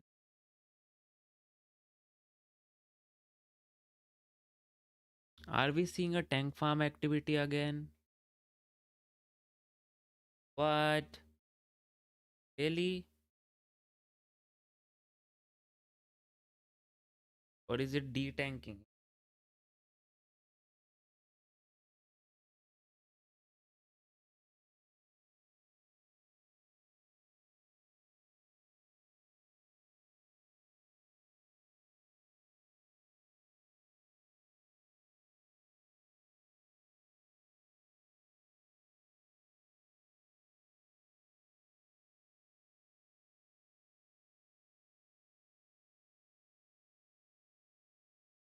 Elon has tweeted some. Emery Hurst, yes, you're right. We did saw a static fire.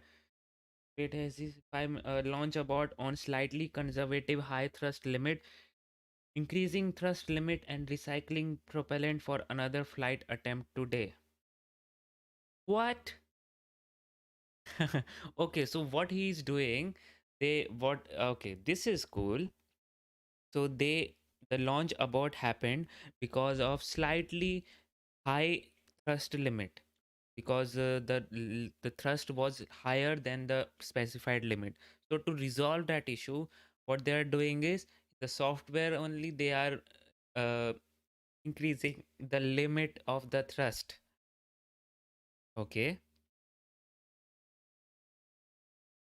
it's cool. Maybe in the software or in the engines also, maybe they have to do something, because they are not going in to the launch pad and doing some mechanical work. Whatever they are doing, they are controlling from the softwares only. So I suspect that is the case. This is cool.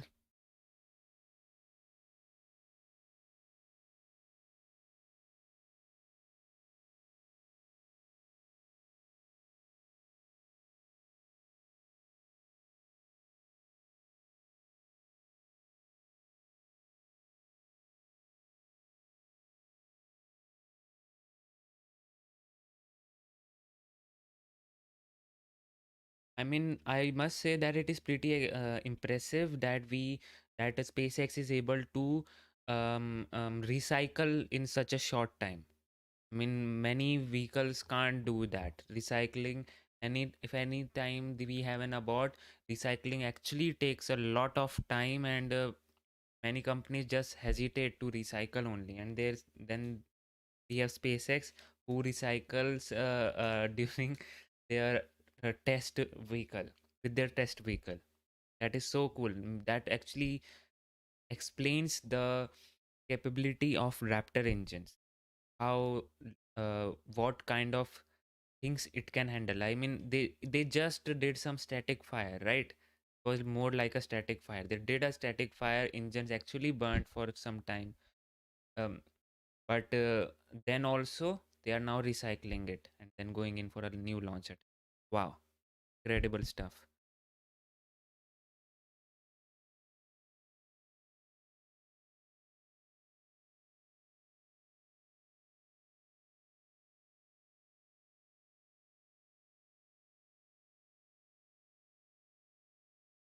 How they are resolving the issue by changing the limits of the thrust.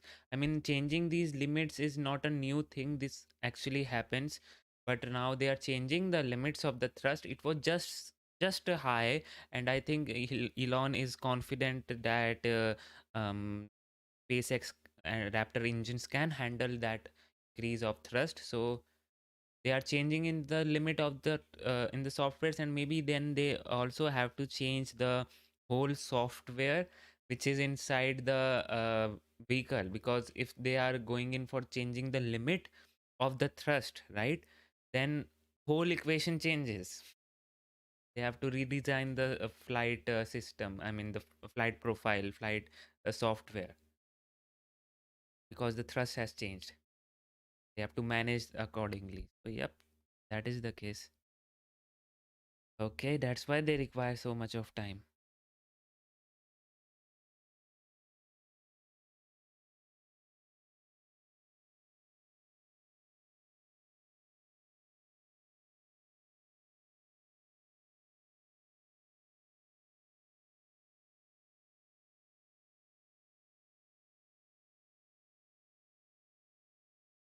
The expected cool guy, the expected launch time is, the timer is above there.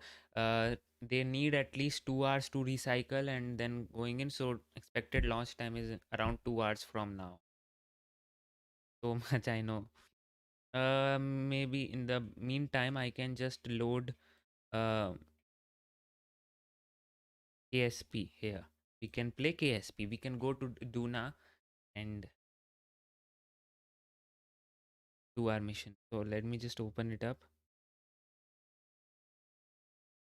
But when I open during the stream, I don't know why my computer just wants to hang at that time. But still, I'll try.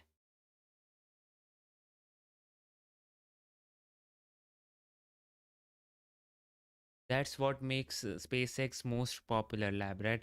Most space companies are very much conservative. They are not open to public, as in what went wrong, what is the thing, what is the status, and people are just guessing. Speculations are flowing all around, and they don't know exactly what happened. But with SpaceX, especially with Elon, SpaceX would have not been the company which we know today, with the conservativeness and everything, if we haven't had Elon as its CEO. I am damn sure about it. Just because Elon is so open minded and he does not care to inform us. So, yeah, and that's why it is like this. And we all like that. We want companies to be more open so that. Uh, yeah, we like that when companies are more open, that we can analyze and we can say satisfy our heart. Okay, this happened. We are not in some sort of curiosity or something like.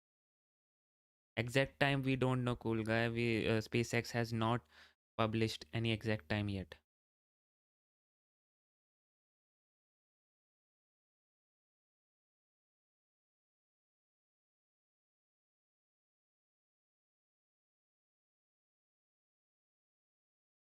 Okay.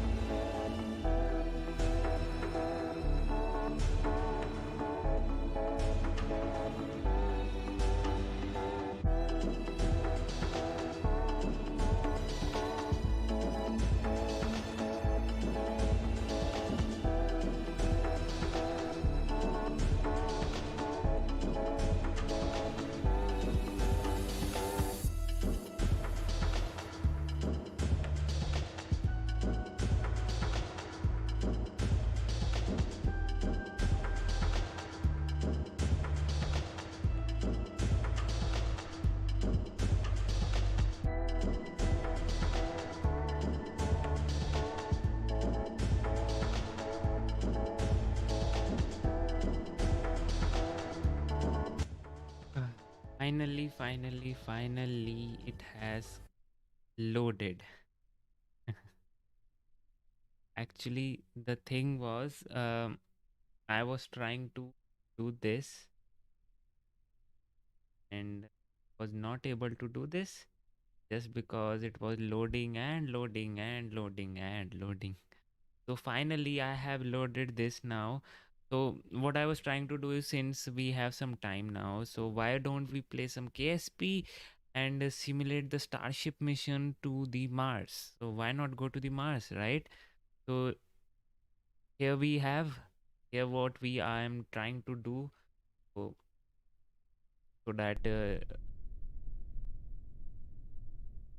yeah, so that we are somewhat entertained and we can wait till the actual Starship launches. So here we are on the launch pad, going to the uh, um, Luna, or the Mars equivalent, and we have all the people here on board. This is the Starship vehicle with the super heavy booster, grid fins, and the Starship itself, right? Okay, let's just launch this thing. E minus 10, 9, 8, 7, 6, 5, 4, 3, 2, 1. Mission and liftoff. Yeah. Kerbals are always there to save our day, right?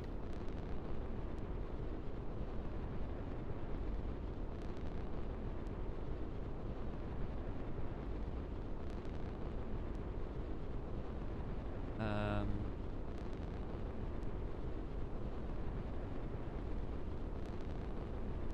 Now we should, oops, do the turn. Is not looking good right now. Come on, do the gravity turn.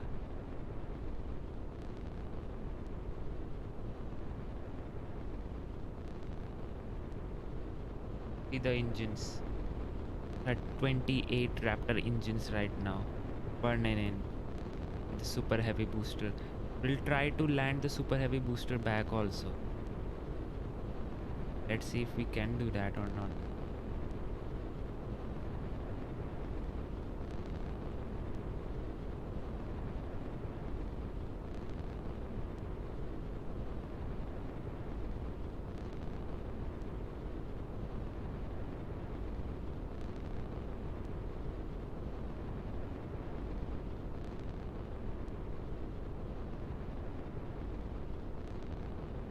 So here we have the super heavy propelling the Starship booster to Starship, actually the second stage, to the orbit, and we are going in.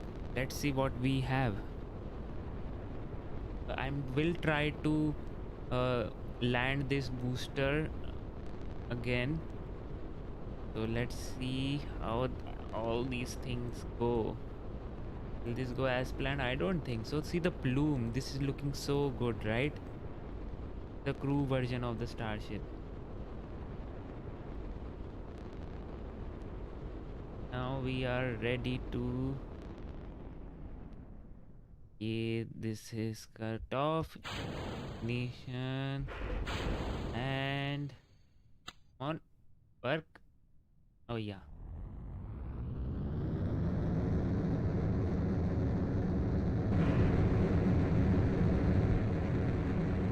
Now we should be landing this. Right? Landing the booster. Oh.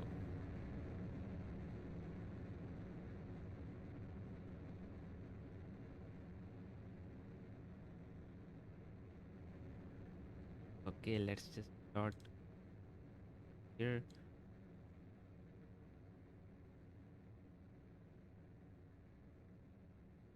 Okay.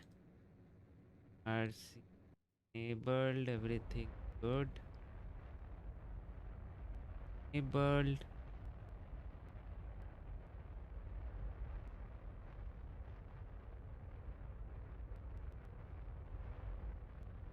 Come on. Work.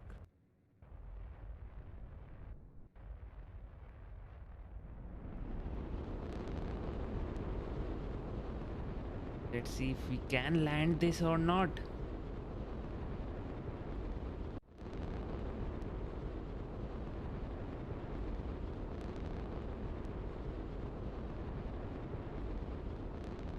Looking good right now.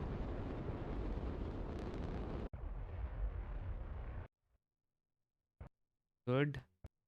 Now position yourself retrograde.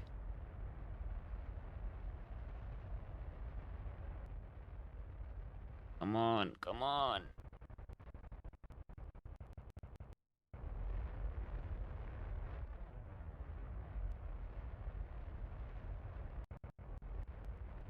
And this was the boost back burn, right? Now we will have to perform one entry burn also, which we will do right now.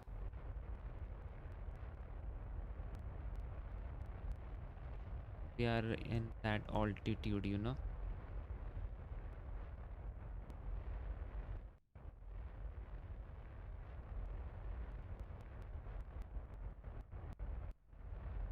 Falling and falling and falling. We burn.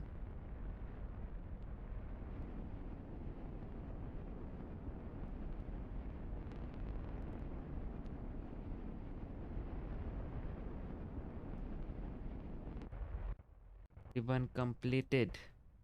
Now we are just waiting in for this to enter and then landing burn will happen. Obviously for the actual SpaceX, in the actual SpaceX mission, this will not happen like this. They are hoping to catch the super heavy booster. They won't be landing it. So um, yeah, but here we will be landing it. Let's see if we are able to land it properly or not.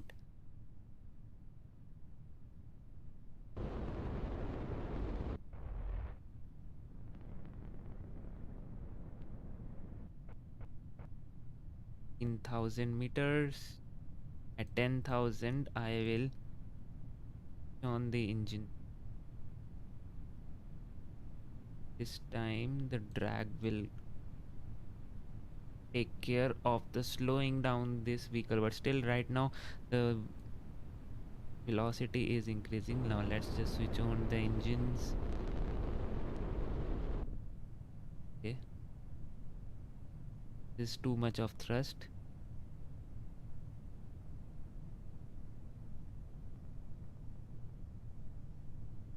Now coast to 5,000 meter. Oh man, I don't think so I'll be able to land it properly.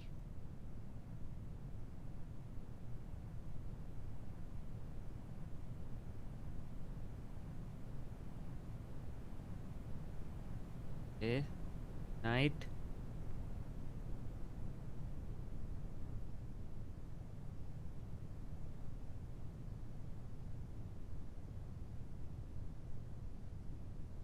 Don't have enough delta V now left.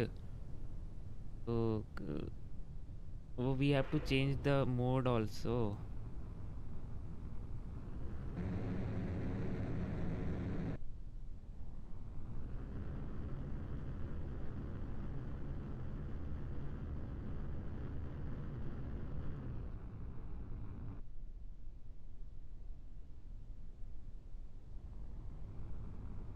Come on, land.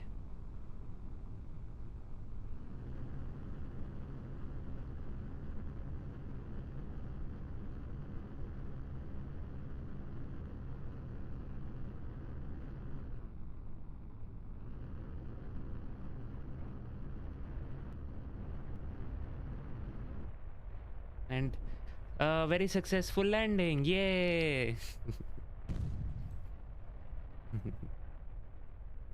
Yes, this is KSP and this is bound to happen. Okay, at least we got it intact, right? That's what we want.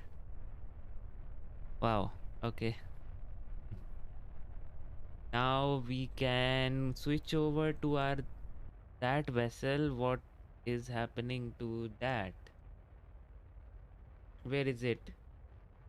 On.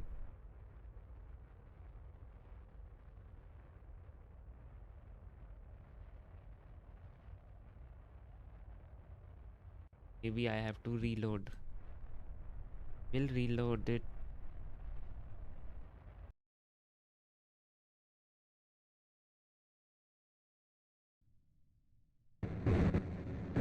Yep, it's looking good. See, the Starship vacuum engines are right now burning in, and it is propelling the spacecraft to the orbit. And right now the apoapse, oh, see the bug here, wow. Right now the apoapse is 55,000. I'm looking for around 120,000 meters.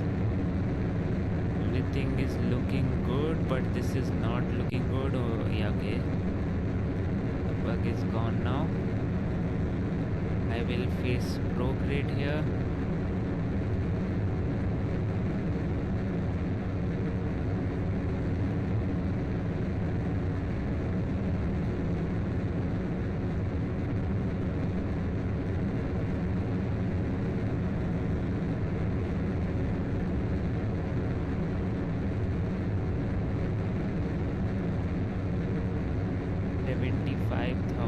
We are at 75,000 meters.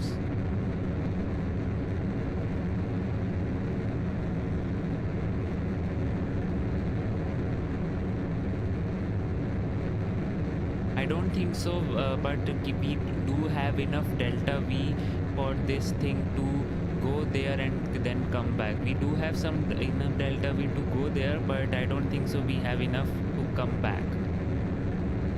So yep, that is the case. Let's see what happens now.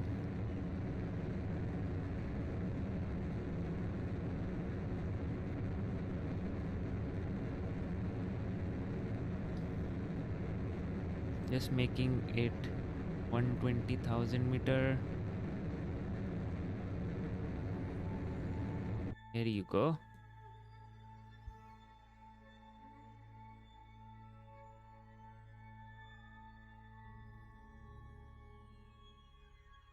And now we will coast to the apoapse. Then we will again relight the engines to complete our orbit and get ourselves into a parking orbit. So this is how the Starship will actually look like. Right now with the SN10, we only have these 3 Raptor engines, which are the sea level Raptor engines, which are needed to land.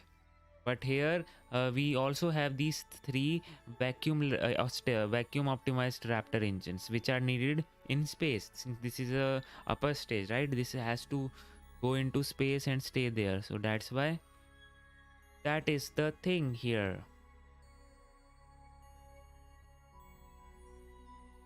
Can also toggle in some lights.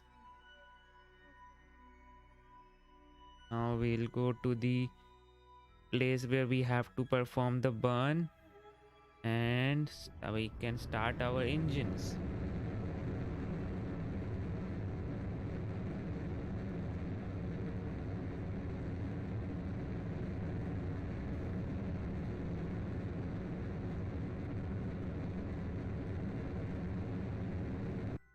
Okay, we are good.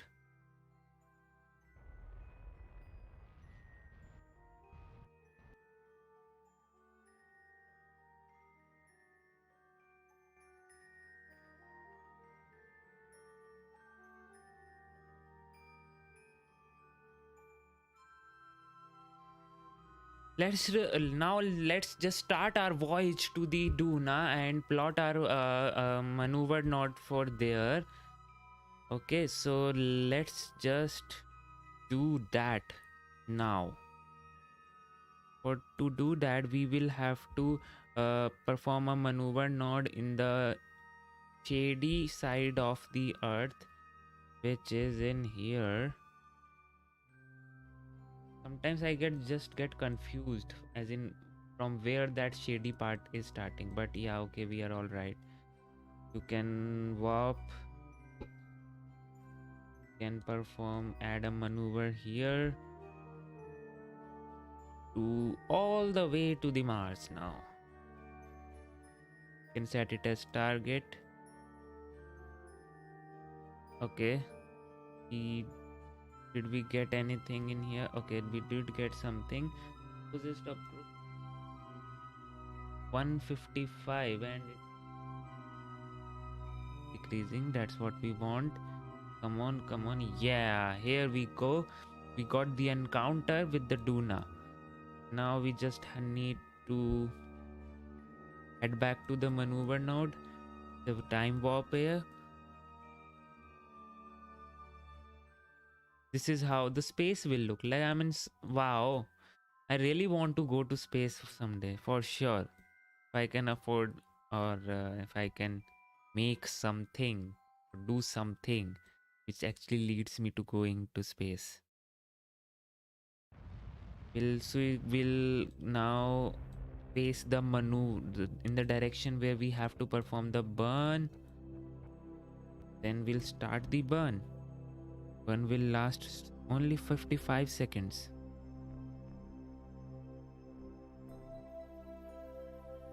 Which will propel all the way to the Duna. And here we go.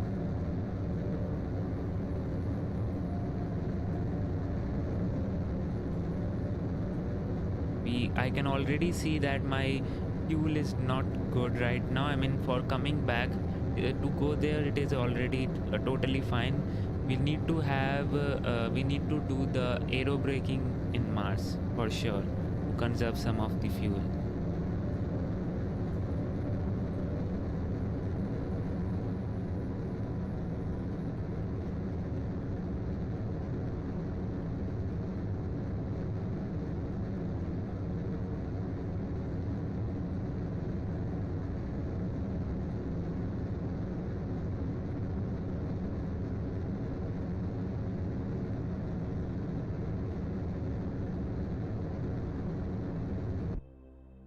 Now I just need to propel. Oh, I got a maneuver there, but I overshot, so we'll correct for that.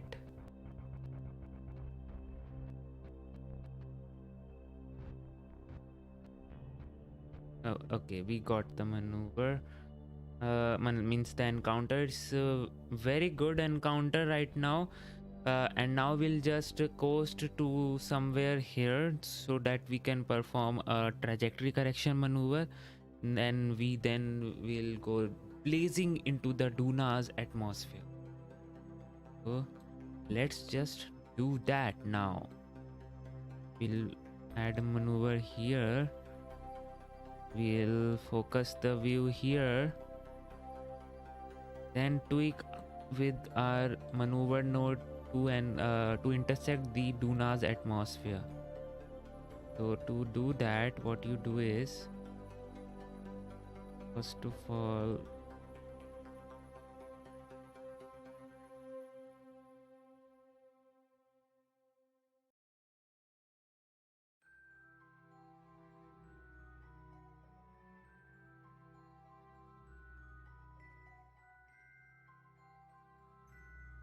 okay.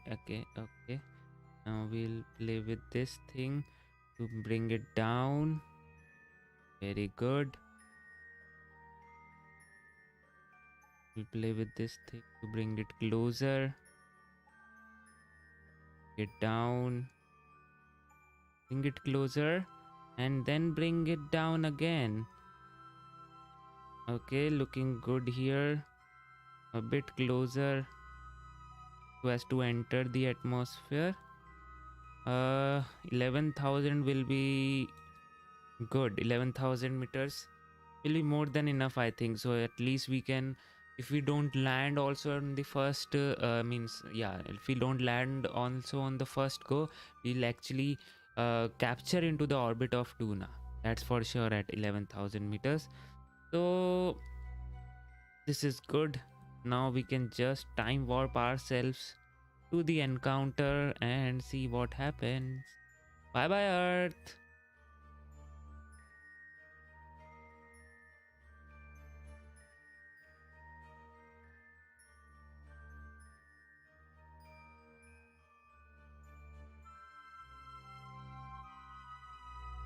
See the beauty of the Starship. It will actually one day carry humans to the Mars. Like right now it is carrying Kerbals to the Mars, right? One day it will carry humans to the Mars, and that would be so epic.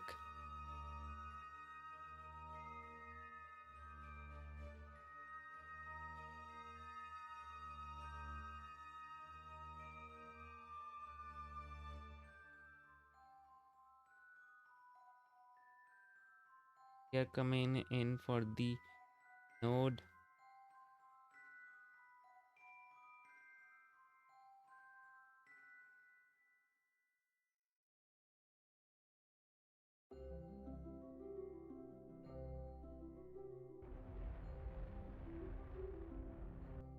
Oops, no, no, no, no. You have to face the orbit.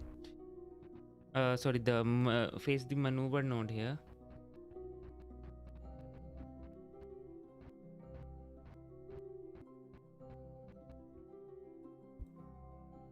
You go here and then start up the engine.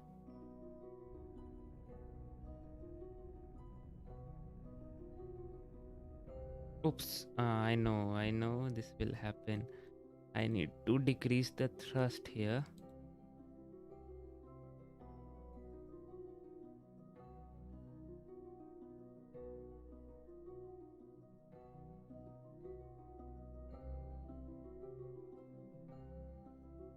Okay, good. Now I need to see when it actually hits the atmosphere and stop when we are like 11,000 meters. Oh, no, he overshot. Need to change it. Oh, okay, this is also good. 8, 39, 25, 6,000, 10,000. Okay, this is also good. Ah, okay, fine, done. Now we'll just go in and enter the Duna's atmosphere.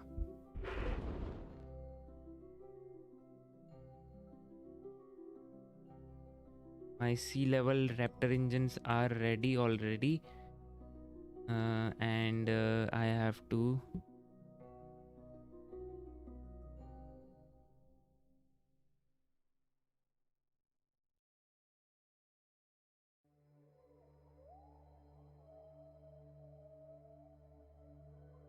that's not deploy.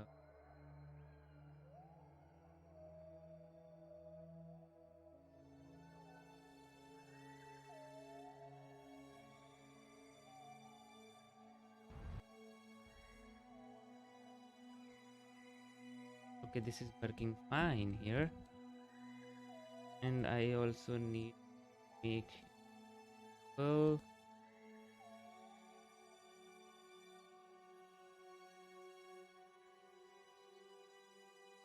flaps are working good. Now we have to just enter the atmosphere of the Duna. We have 49 minutes until the launch, so we will be actually be able to at least land on the planet. So let's just do that. We'll warp here till this point. Come on, you can do it. Yeah, warp here.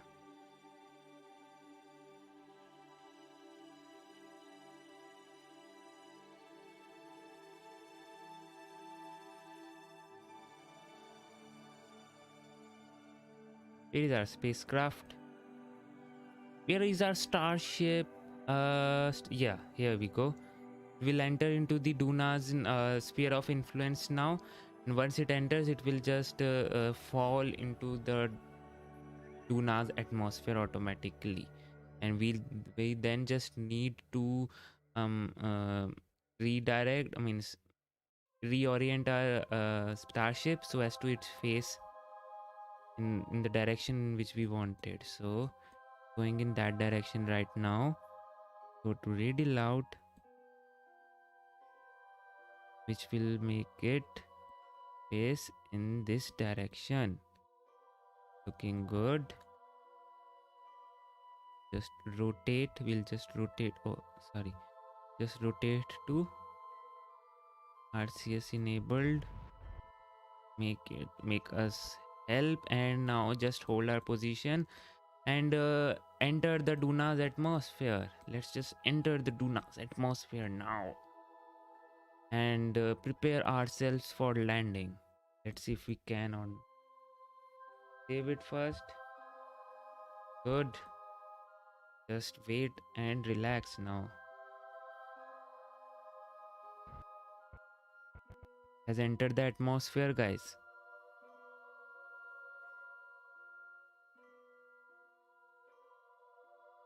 This is how it will actually, this thing will actually happen.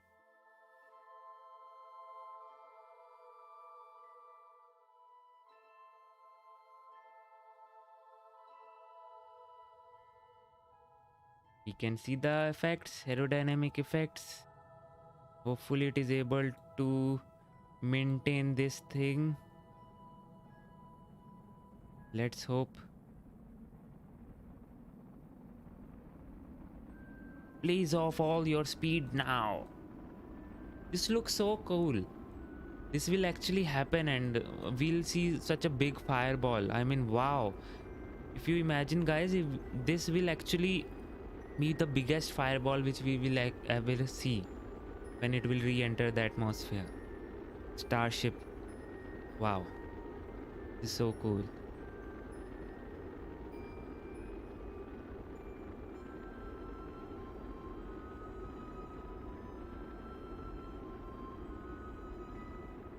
And for some reason it is losing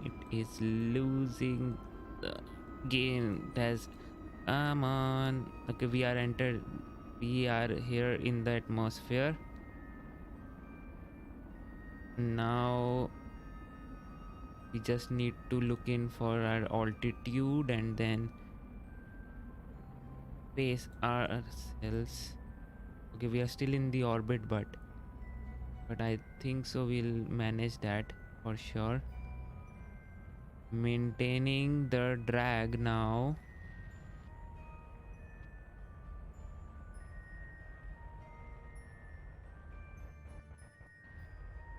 Putting ourselves in the orientation in which we can get the most drag, and it is this thing. So we are good now. We are now in landing maneuver. We are landing now. Time to perform the belly flop maneuver. We are right now raising our apoapse. I mean, we are right now coasting to our apoapse. Once we coast there, then we'll again fall back. And then everything should be good.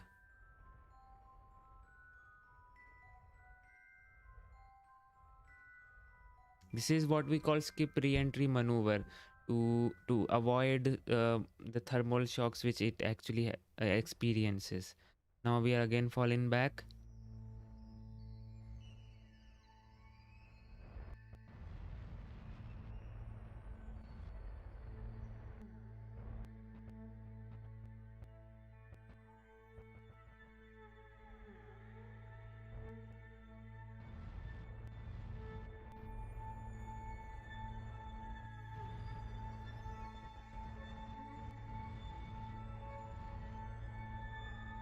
This is the time now where we have to see what will happen now. Let's just see. Sit back and relax and see if we are able to land this thing or not. Time for belly flop is coming closer now. I light up the engines at 5,000 meter. Will that work?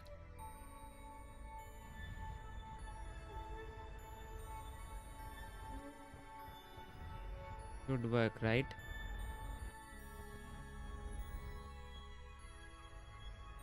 Falling.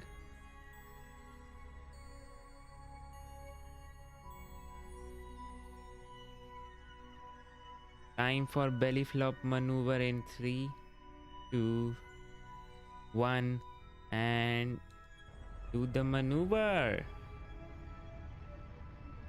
Okay, this was not at all dramatic, but still. Using no, use this one. Sea level Raptor. Yeah, good. Cut off your thrust. Right now, we'll deploy the landing gear. Prepare ourselves for landing now. Belly flop maneuver perfectly executed. Now just the landing burn here.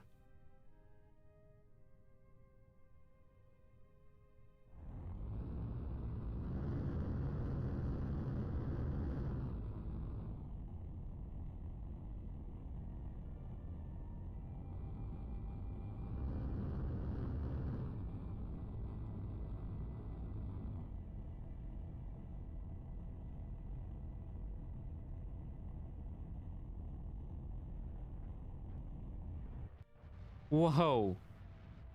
Whoa. No, no, no, no, no, no. Whoa, whoa, whoa, whoa, whoa, whoa, whoa.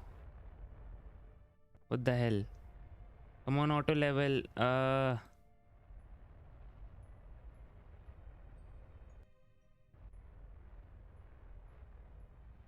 Where is the auto leveler? Auto level, yeah. Okay. Oh, finally, we are on the Duna. We can switch over the RCS and SAS to let it. Uh, okay, yeah. Let it rest on the land. This is what auto levelers do, guys. You can see that one portion is extended and others is not. So yeah, when you have uneven surfaces, you do need an auto leveler. So this is what auto level does. So finally we are on the Duna, and nothing is completed unless we plant a flag, right? So let's just plant a flag right now. We Oh, I don't remember which flag I have. I think we have India's flag right now. Okay, cool. What's his name? Nadri Karman. Nadri Karman. This is your chance. Starship, see the starship size with the in comparison to the Kerbal. Wow. And the flag.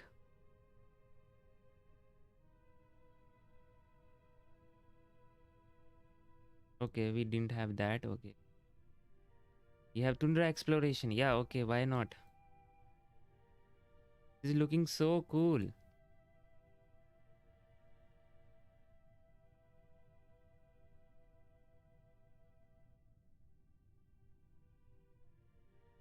So this is it. We actually landed on the Mars using the Starship, right? And you can see the scale of the Starship to the Kerbal. Literally, he can fit inside the engine also. Engine bell, the vacuum engine. Sorry, vacuum engine bell. Yeah, yeah. So we are now 39 minutes until the launch. So we can switch over to that now. That would be good, right? So let's just switch over to that now. Okay. So let me see what else are we having right now. I think we are not seeing the tank farm activity yet. So and it's like 39 minutes until the launch. Okay.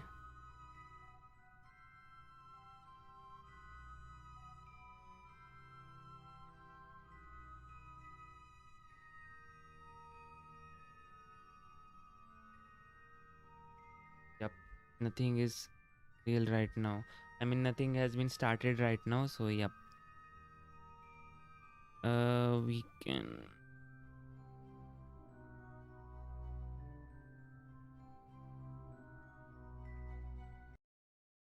Okay. This is good. Switch over to this.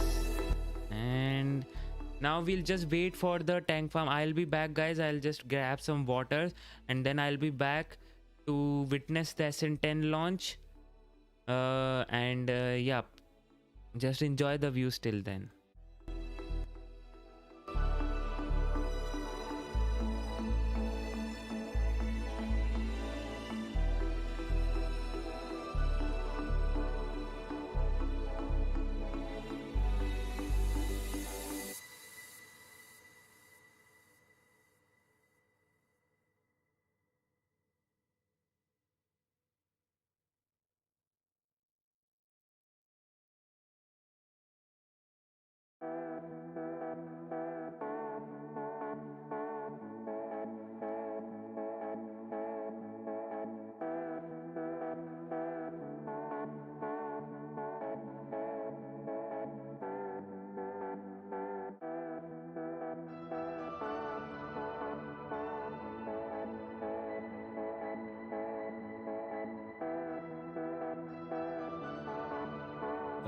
Well, Belfast child, there have been no changes yet. The only thing which has happened is the detanking has happened, as well as we have landed our starship on the Duna. When you were away, I was playing KSP, and see what we did. We landed the starship on the Duna with with the Kerbal outside here, and yeah, we don't have enough fuel to go back. This is what we are doing in KSP all the way, right? And this has happened to me now also. It has not enough fuel to get back. I'll see what I can do now. So, but here you are on the Duna.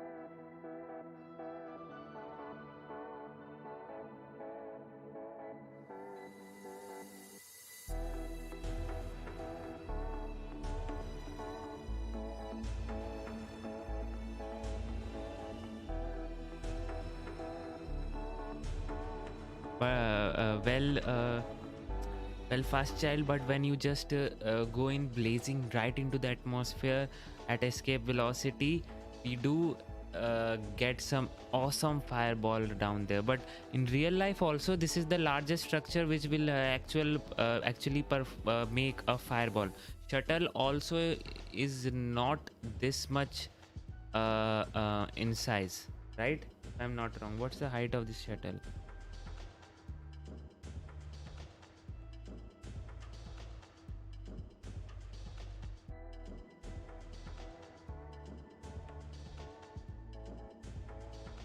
And 6 meters. And the starship is how much? 60 meters around. So yep, this is going to be the biggest fireball.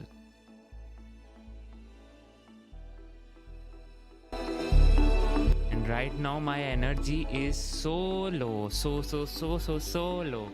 It's around 4 a.m. and now I am just trying to keep myself awake, but I have to see the SN10 Liftoff. So yep, I will keep myself awake. No worries with that. I just don't want any more time slip to happen. That's it.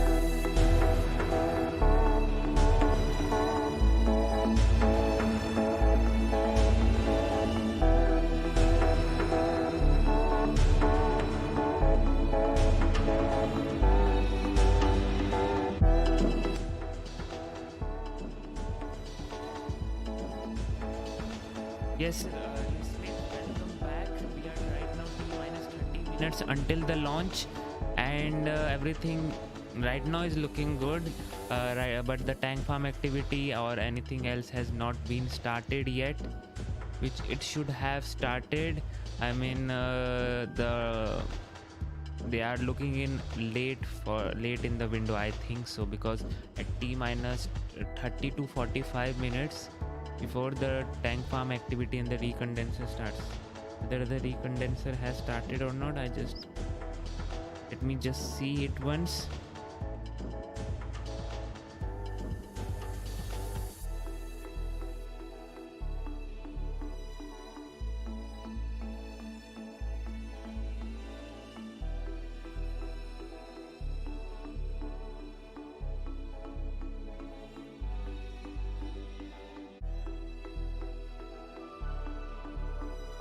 Nope, nope. Okay, we have to wait some more time now.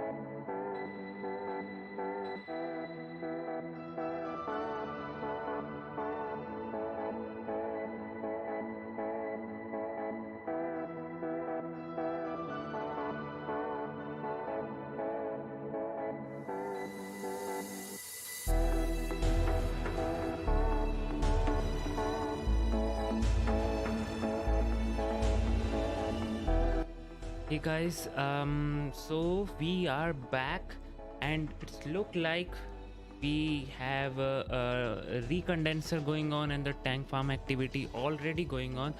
And oh, thank you so much, Belfast Child, for that €5 super chat. Really, really, really appreciate it. Thank you so much. I mean, thank you so much for recognizing the effort. So love this amount of work you put into this and all the knowledge you share with us. I like to share my knowledge, and you love to appreciate it, and I really love that. So thank you so much. So right now we are looking in for some good window, although we haven't had any confirmation or any time as in when we will be seeing the launch, but um, the tank farm activity is going on, the propellant loading is going on, everything is going into the right direction. uh, so to recap, as in if you are new to this thing, let me just tell you that SN10 had an abort on the first attempt. SpaceX already attempted to launch this thing 2 hours before, and they had an abort at just t minus 0.1 second. Okay, and the reason for the abort being the high thrust for the Raptor engines. And then after that was done, the abort was done, Elon tweeted that they are now setting up the limits of the thrust which the computer can detect to be a higher one, which means that he thinks that the thrust, or means the power which was um, emitted by the engines at the time of liftoff in the during the first attempt, according to Elon, is good enough, and it will be handled by the Raptor. So he's just right now told us they will be increasing the limit. So now they have done that. The propellant loading is started, recondenser started, tank farm activity started, propellant loading is going on right now. And then whenever that try event happens, we know that engine chill has begun. And whenever engine chill begun means whenever we see that try event happening, we actually but that actually means that we are going in for a launch today. So yep, that is the case. Right now, let me see if we have any other update here.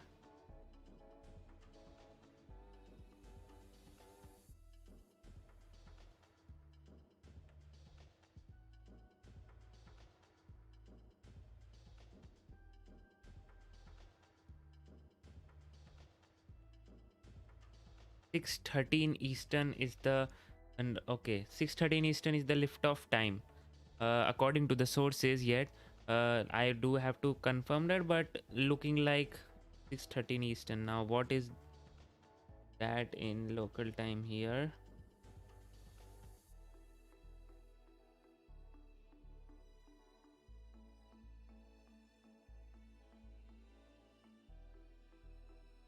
4:43 a.m. Okay. Hmm.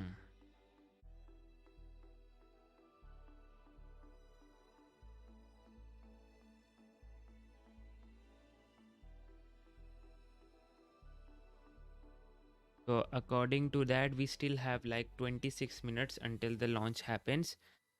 So yep, that is the case. Let's hope that that now, and obviously this will be the final launch attempt, and with this launch attempt, the SpaceX finally attains success with SN10 liftoff as well as landing. Let's hope so. Let's hope for the best. And if you have questions, or if you want to discuss something, you can surely ask me, and I'll try to answer your questions, discuss whatever you want, and we can hang out with our space community, right? That's what we call in our channel. It's not my in our channel. We call them hashtag space tubers. So yeah.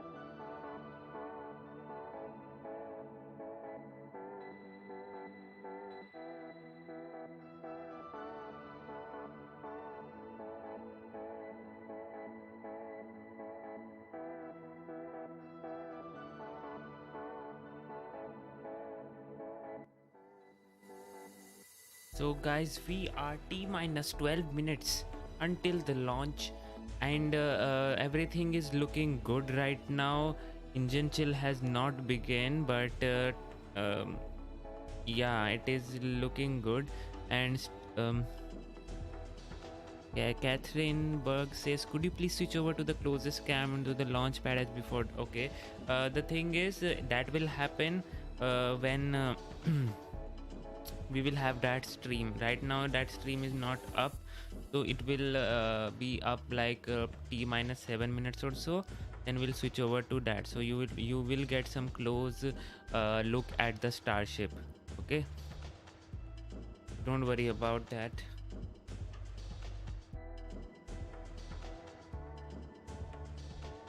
Do you have any update?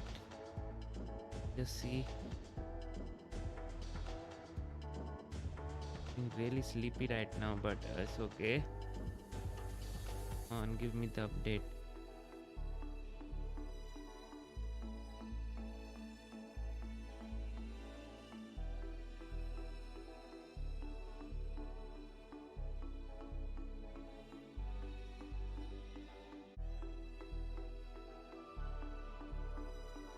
Um. Okay. Not. Don't have any update as such.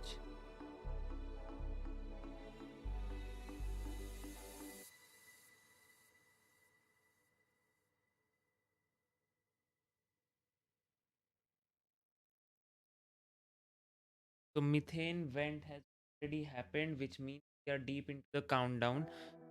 T minus 10 minutes, around T minus 7 minutes or so, we should be seeing the tri vent, which means the engine chill has begun. And there you go. Engine chill has begun. We are deep into the countdown. I'm so happy now that it is finally happening again. Finally, it is happening again. Wow. Okay, good. That is good. Just update this thing. We should be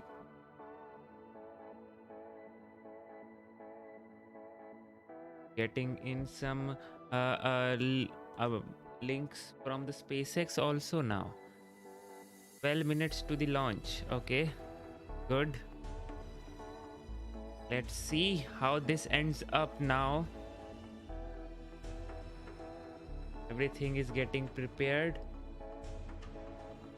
Everything is looking good. Um,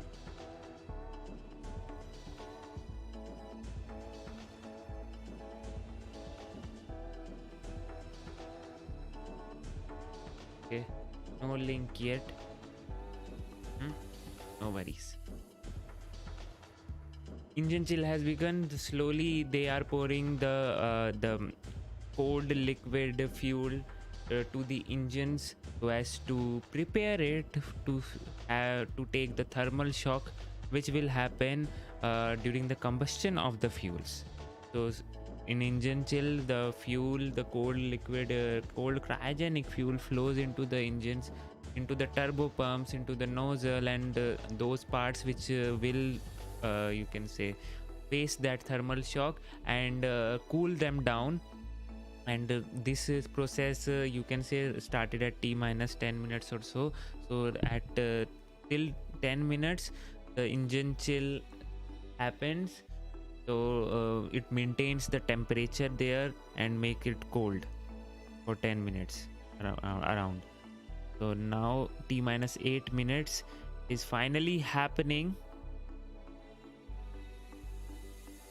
Just need to see when is the SpaceX live. That would be the only question left.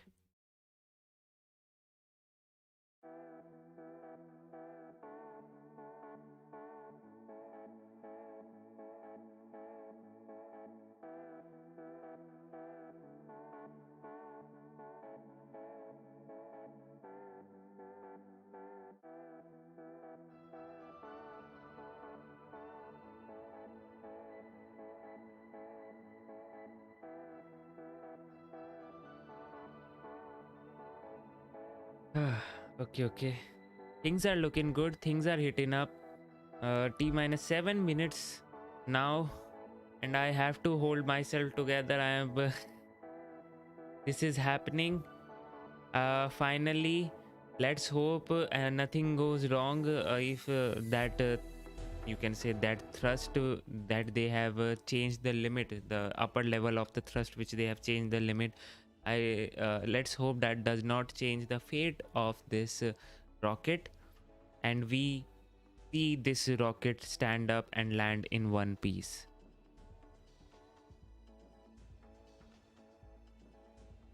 T minus 6 minutes now.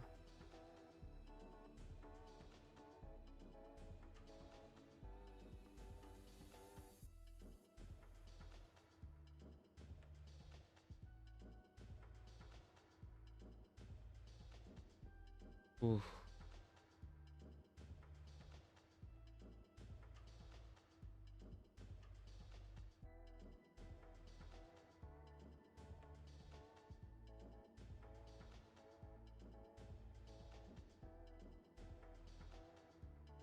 Okay, we have the link also. We have the link. Okay. Um, I'll switch over to that just a sec. That it is unlisted right now. It is scheduled for 4:45. But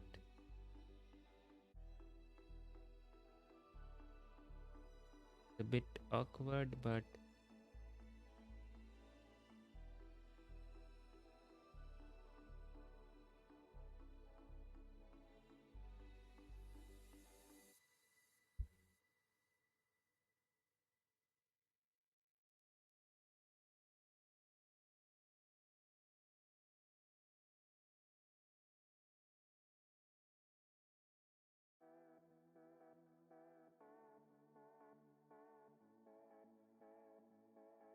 hmm.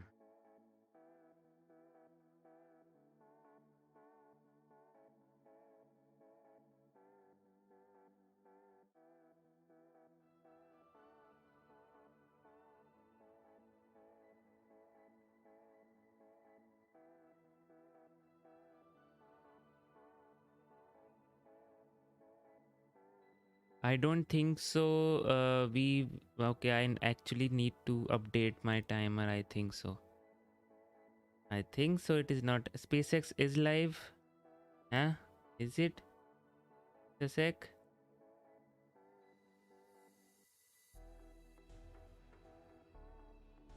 Mm, I don't think so. They are live yet. They have the link up, but I don't think so. They are live yet. And they have like 5 minutes till. It's what? Yeah. Oh yeah. Live. Okay. Okay. Good.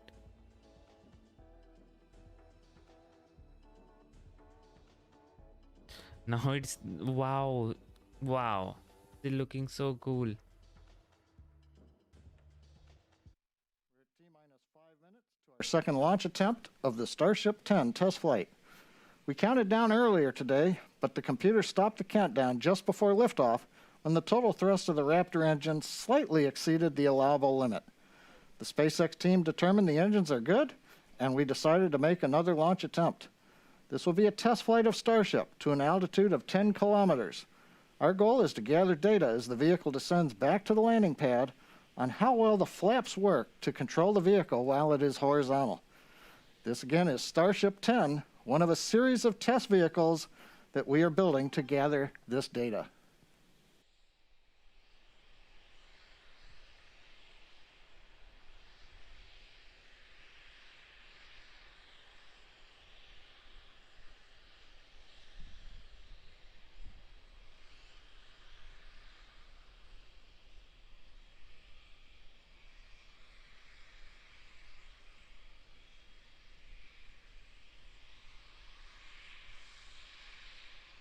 Okay.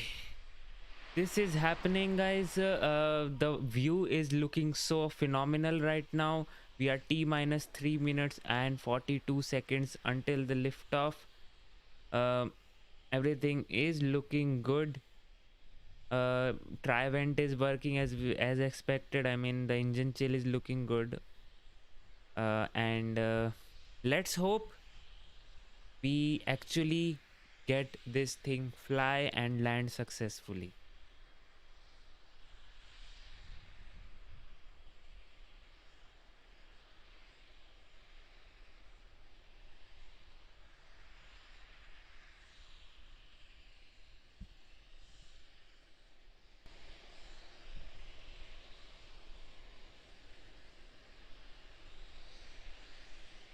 See, the view has changed totally this time because the sun is now setting down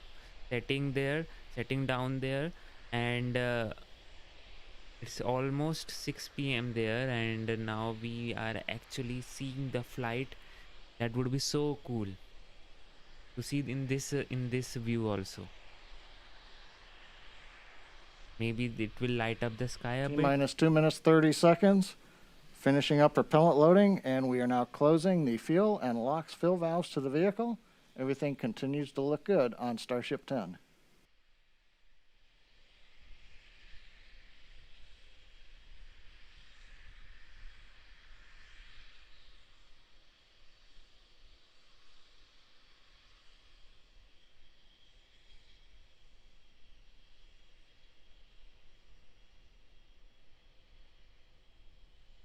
We are T minus 2 minutes now, guys. It's happening. It's happening. Let's gear up. Let's get excited again. And wow, see the sun in the background. And see the clouds. This is so good. Just whatever time we have waited, now it has just come down to 90 seconds.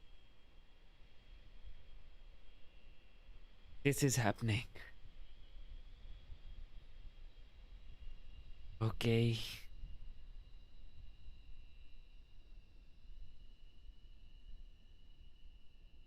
Now I'll search my mouth and sit back, relax, and enjoy this show.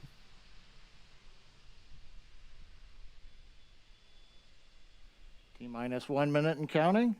Starship 10 continues to look good, ready for its test flight.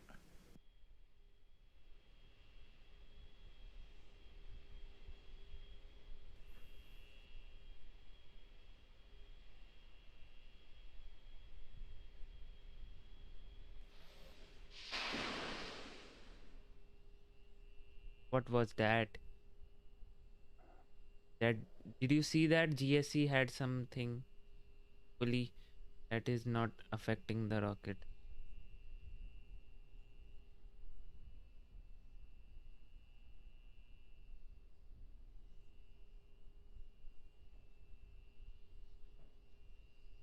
T minus 30 seconds.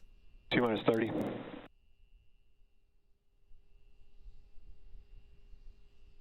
Fingers crossed, guys. Fingers crossed. Copy. Minus 20. 13, 13, 12, 11, 10. T minus 10, 9, 8, 7, 6, 5, 4, 3, 2, 1. Ignition. We got liftoff. Liftoff, finally, wow! All teams, triage alerts, please. Wow!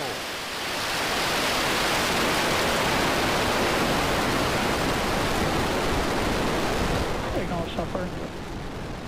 See the camera angles. FC2, please prepare for section 35. OSC, FC1, LVN.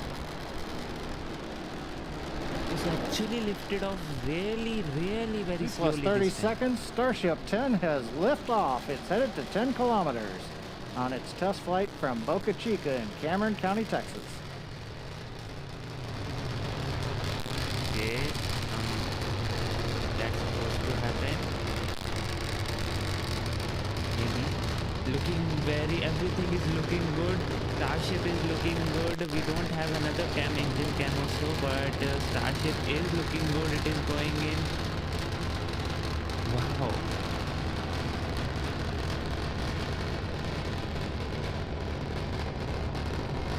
Right now, all the three engines are working to propel this Starship up. We would have loved to have some engine bay cam also, but I don't think so we have. Right now it is heading in a not 90-degree, but yeah. Okay, yeah, here we go, the engine cam. Everything is looking good in the engines. Now the time to shut down one of the engines.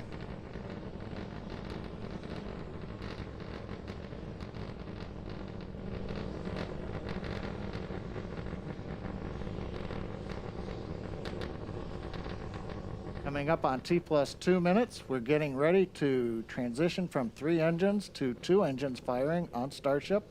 We'll be shutting 1 engine off. That's intentional.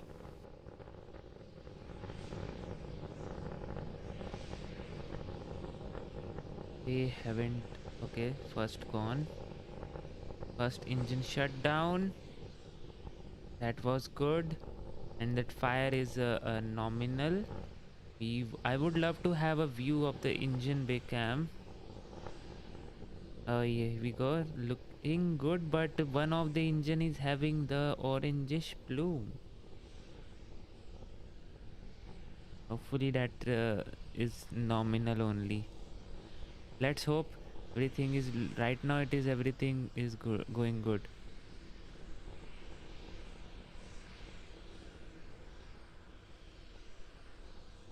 What is this? Bluish. T plus 3 minutes and counting. Starship coming up on 8 kilometers altitude. We're getting ready to shut down the second engine. This is intentional. Okay. Second engine shut down. Completed. Oh, very nice. Very nice. Very nice. Okay. Yes. Okay, now to switch over to the header tank for the 1 engine.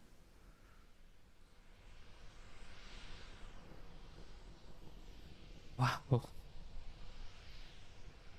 It's happening, guys. Right now it is must be hovering over to the engine. Hovering right now. Okay, I'm going to come back up when we hit 10 kilometers right about in 3 seconds. Coming up on T plus 4 minutes. We're at 10 kilometers. We've gone into the hover. We're still being powered by the single Raptor engine. T plus 4 minutes and they are in hovering. We can see that it is going in the horizontal direction from the vapors. Here comes the oxygen dump. Now we should be seeing the Raptor engine shut down. And here you go. Wow. See the flip, guys. Wow. Coming in directly from the clouds. And this camera is like...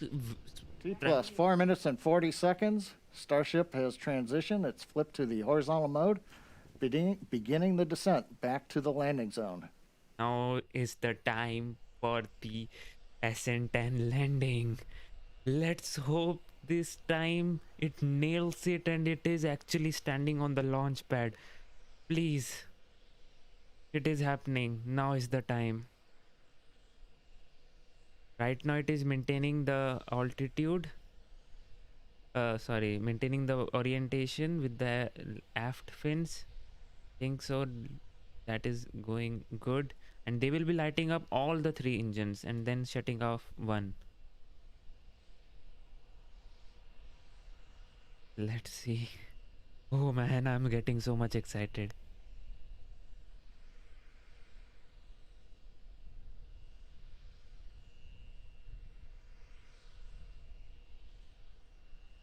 Coming up on 5 minutes, 45 seconds. We're down below 2 kilometers. We're preparing to light 3 Raptor engines to begin the flip sequence. It'll culminate with landing on the landing pad in Boca Chica. Come on, you can do this, SN10. Wow. First engine, second engine, third engine, all of them started.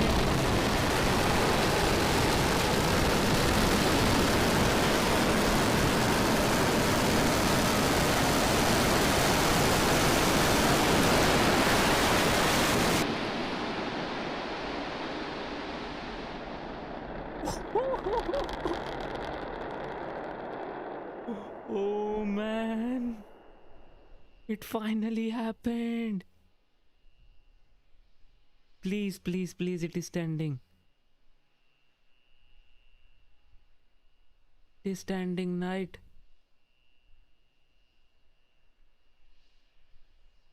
Although there is some fire, but it is standing right on the launch pad. Oh, finally SpaceX did it, but they need to take care of that fire. Think so. That is not critical, but yes, finally, guys, we have the SN10 there, land standing on the pad. Wow. And we didn't have the RUD today. Third time's a charm, as the saying goes. We've had a successful soft touchdown on the landing pad. That's capping a beautiful test flight of Starship 10. As a reminder, the key point of today's test flight was to gather the data on controlling the vehicle while re-entering, and we were successful in doing so. We had a nominal ascent. We had the maneuver to place Starship horizontal when we reached 10 kilometers, right on time. And then during the subsonic entry, it appears we had good control of the vehicle using the front and aft flaps. And as we approached the landing pad, we successfully lit the 3 Raptor engines to perform that flip maneuver.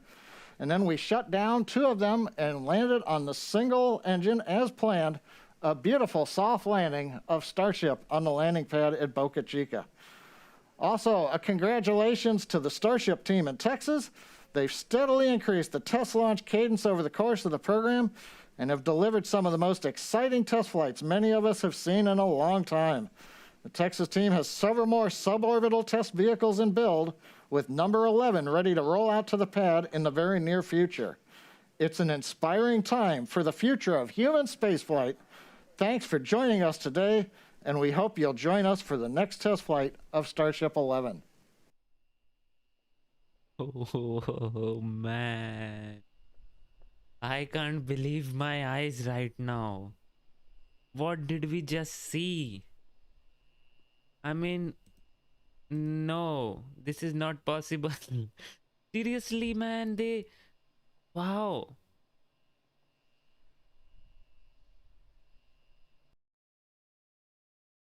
They actually landed it.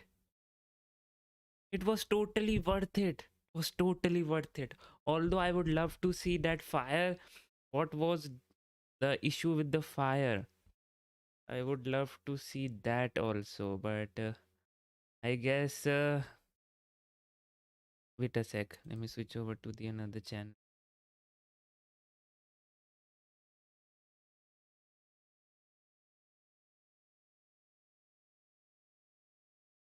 We can see this here. The water is here, and we can see a slight tilt, if I'm not wrong, into with the Starship. A slight tilt here in this direction. Although what was, I mean, there's still some smoke coming in. Maybe that was just the trapped gases, or the trapped gases after the engine shutdown. After the engine shutdown, engine has some trapped gases which releases, and if it comes into some hot contact, then it burns. Maybe it was that, but still, see guys, it is standing on the launch pad, on the landing pad. That means they have accomplished their goal, and now they can actually study the rocket, the whole rocket, the engines, the heat shield, and then they can make SN11 better according to the data. And the SN11 will be the final flight in which they will be actually doing this thing, this suborbital belly flip.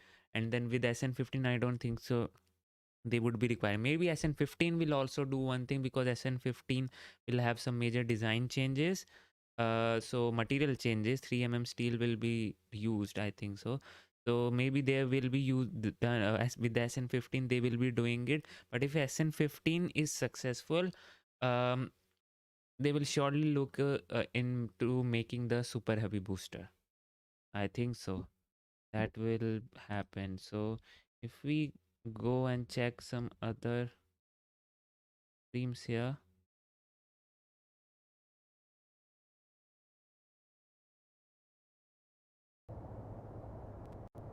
we will actually get to know what happened here.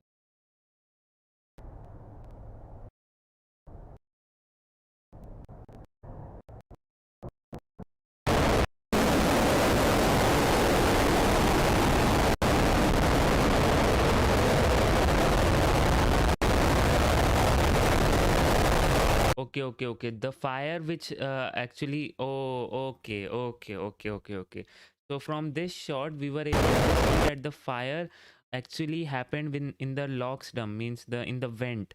The venting on actually caught some fire here. Okay, that was the problem.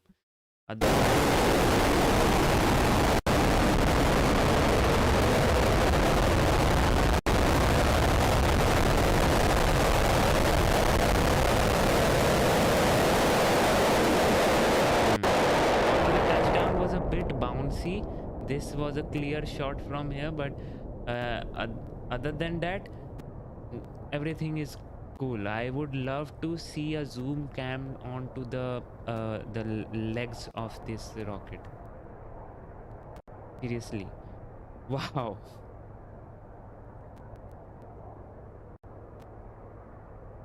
The way it bounced, maybe it has just made some holes in the concrete, which actually Star Hopper did. Like the Star Hopper also, if you don't know, was not a complete success. Just around 5 seconds or so before the landing, it had some the orange plumes, which means the engine was eating itself up, and then was not producing enough thrust, and hence it also the star hopper legs got inside the concrete. But I don't know what happened with this thing. Although the fire developed there because the tank keep on dumping the liquid oxygen. Maybe in the liquid oxygen, means the oxygen vent cannot burn on its own. Oxygen cannot burn on its own. Oxygen is a catalyst, kind of a catalyst, which can make other things burn. So in that venting, maybe there is something else which is getting trapped or getting out at that point of time, which was burning. So okay.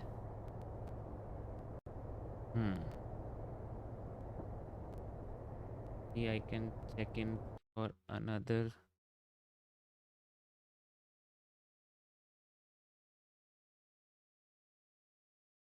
So they have the ability to absorb some shock, like a sort of suspension. So now this is going to be interesting. How stable is telemetry confirms that robots? Oh, this is Michael.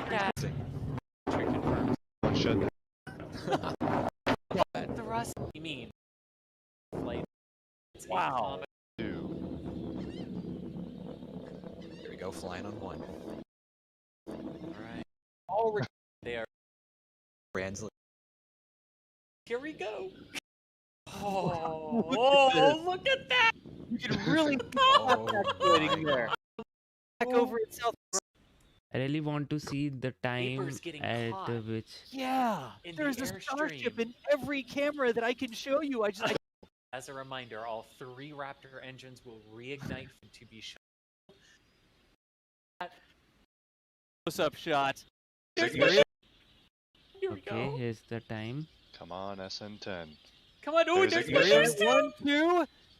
Oh, do we have all around, of them? Please? Oh! It's trying. Oh! One Hovering. gone.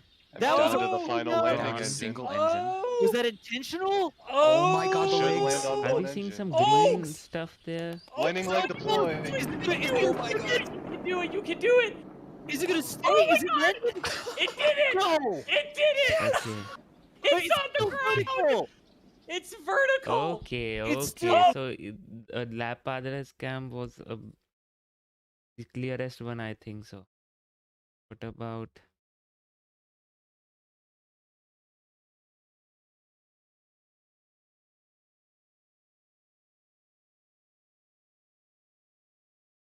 Switch shot.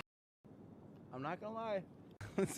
some tears, some it's terminal velocity. Here we go. We're coming up on the flip.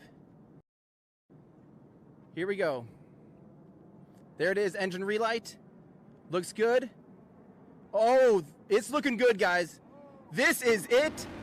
That's okay. We're going down to a single Raptor engine for the final landing. They're doing it. They're doing it. They absolutely are doing it. They're doing it 100%. Yes. Now is it gonna stay? Okay. So it was a good flight today. That means. The best part was captured by this cam only. This one.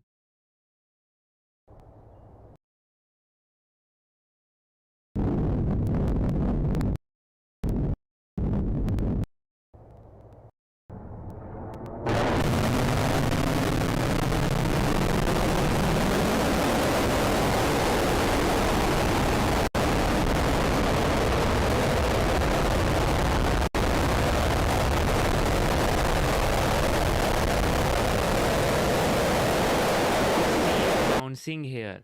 Okay, so guys, yeah, finally it was able to land, and the landing was so successful. I mean, I am so happy right now. I am literally so happy that this actually happened. The SN10 did fly and then landed successfully with all the 3 Raptor engines lighting up at the same time, and then shutting off. Not at the same time. It was like lighting up one by one and then shutting off consecutively, and then the last Raptor engine held all the weight, and it was like hovering and then settled down smoothly. But at the time of landing, I think so there was some issues. Maybe just let me just check the Twitter. Belfast says, my heart stopped for a moment when I thought I saw the top move horizontally at the start of the lift.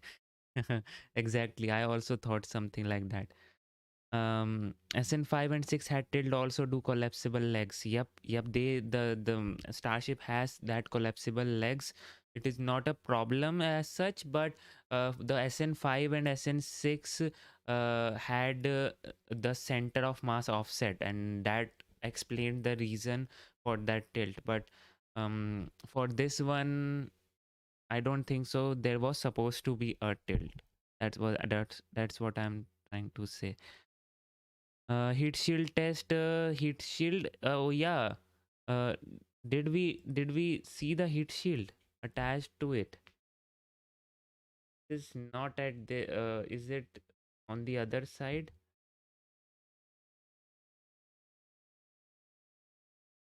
Is coming in, and then where is heat shield?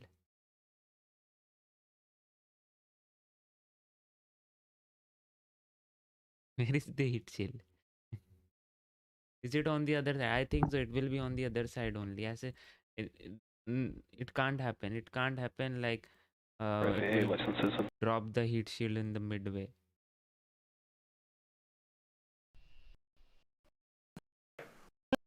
At the 3 Raptor on the landing pad at Boca Chica. Also, a congratulations to the course along with number time for yeah, it is on the other side. Just a sec. See the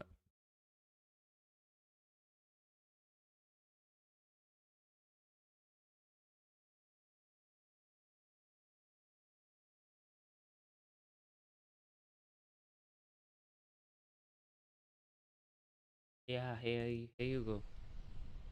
Obviously, it is not dropped it.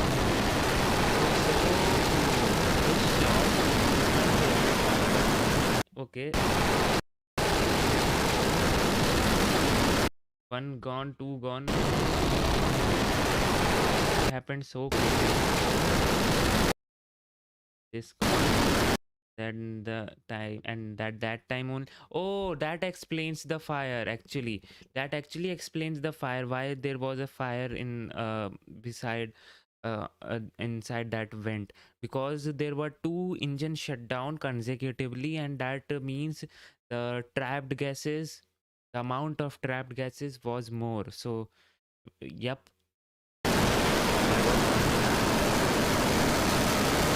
Yeah, that thing which is burning right now, initially I thought it was from the vent, but right now I can see it was not from the vent, it was from the engine area only, which went upward.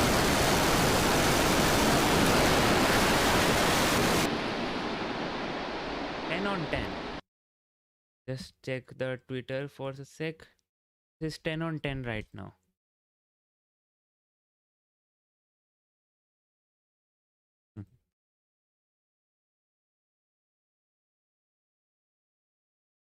Oh man, what the hell?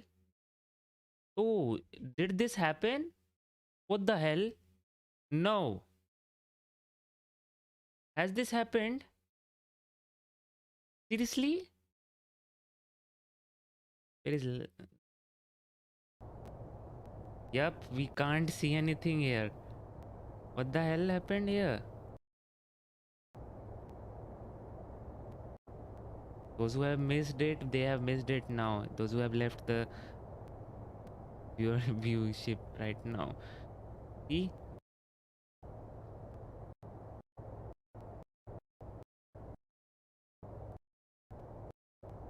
There was some issue with the right. That means they were able to land it, but oh damn. We will not be able to recover it to study the data. Whoa.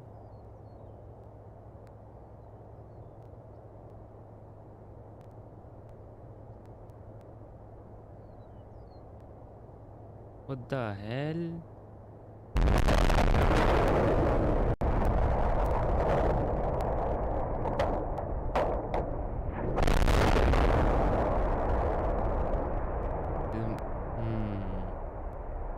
Was some excess pressure building inside the LOX tank, because the LOX tank is beneath the methane tank, and that only was a point of failure, right?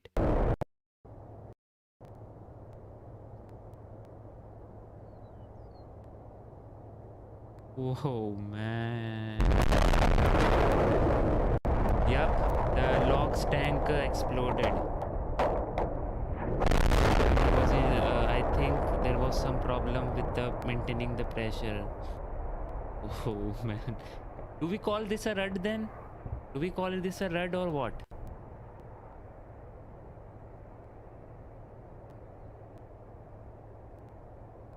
They said they are working on the better legs. Suddenly explodes. Oh man. This is not good. Wait, let me check the other cams. Okay, this one of them. Right.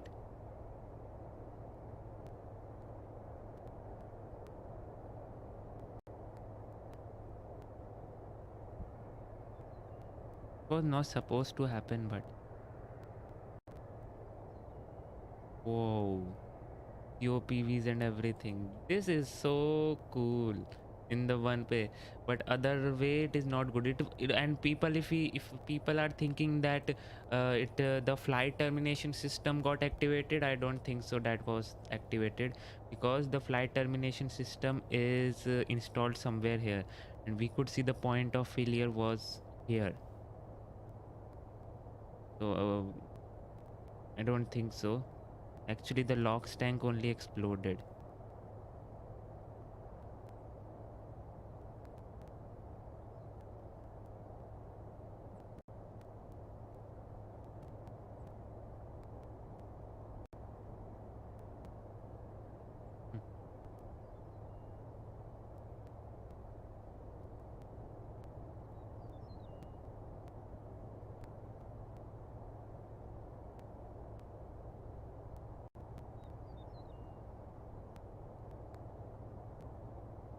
Okay.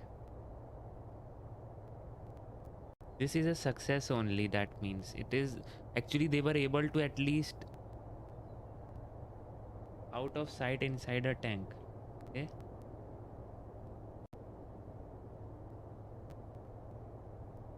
Here. Oh.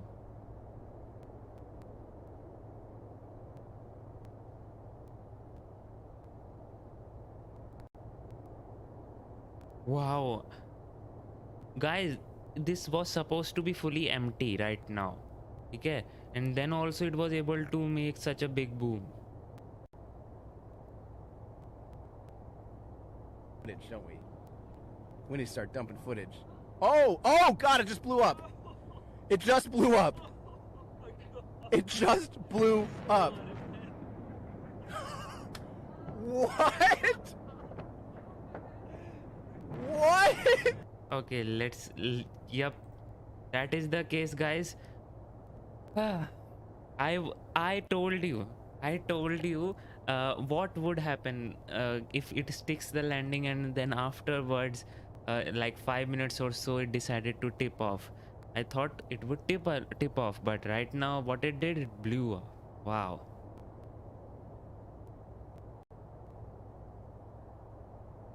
Anyways, the SN10, I would call this SN10 flight a full success. Rather than I mean, at least they were able to manage the landing properly, right?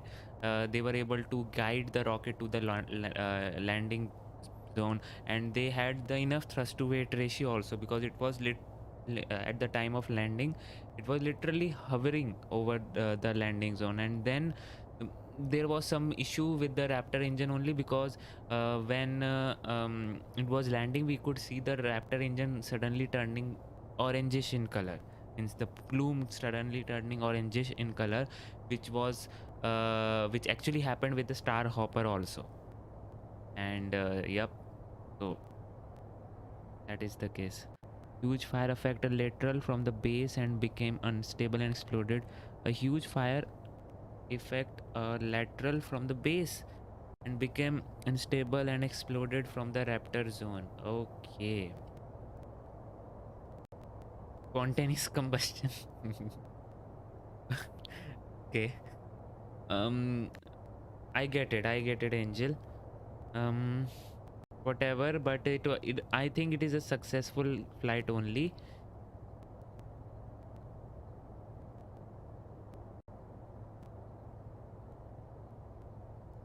See, at the time of landing, the last engine plume actually turned yellow in color. I mean, it's the orangish in color. And we see from this angle. I don't think so. And here you go. Here it was turning. I mean, it was supposed to throttle. I think right now, whatever was the problem was the problem with throttling down the engine, because at this point of time they were literally throttling down the engine and preventing the flame out. So, yep, I think that caused the issue. But we would like to hear from Elon and SpaceX, as in what they will be doing. Did he tweeted anything? Nope. No, he didn't tweet. Okay. SpaceX.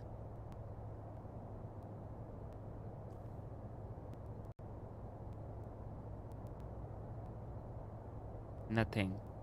Okay.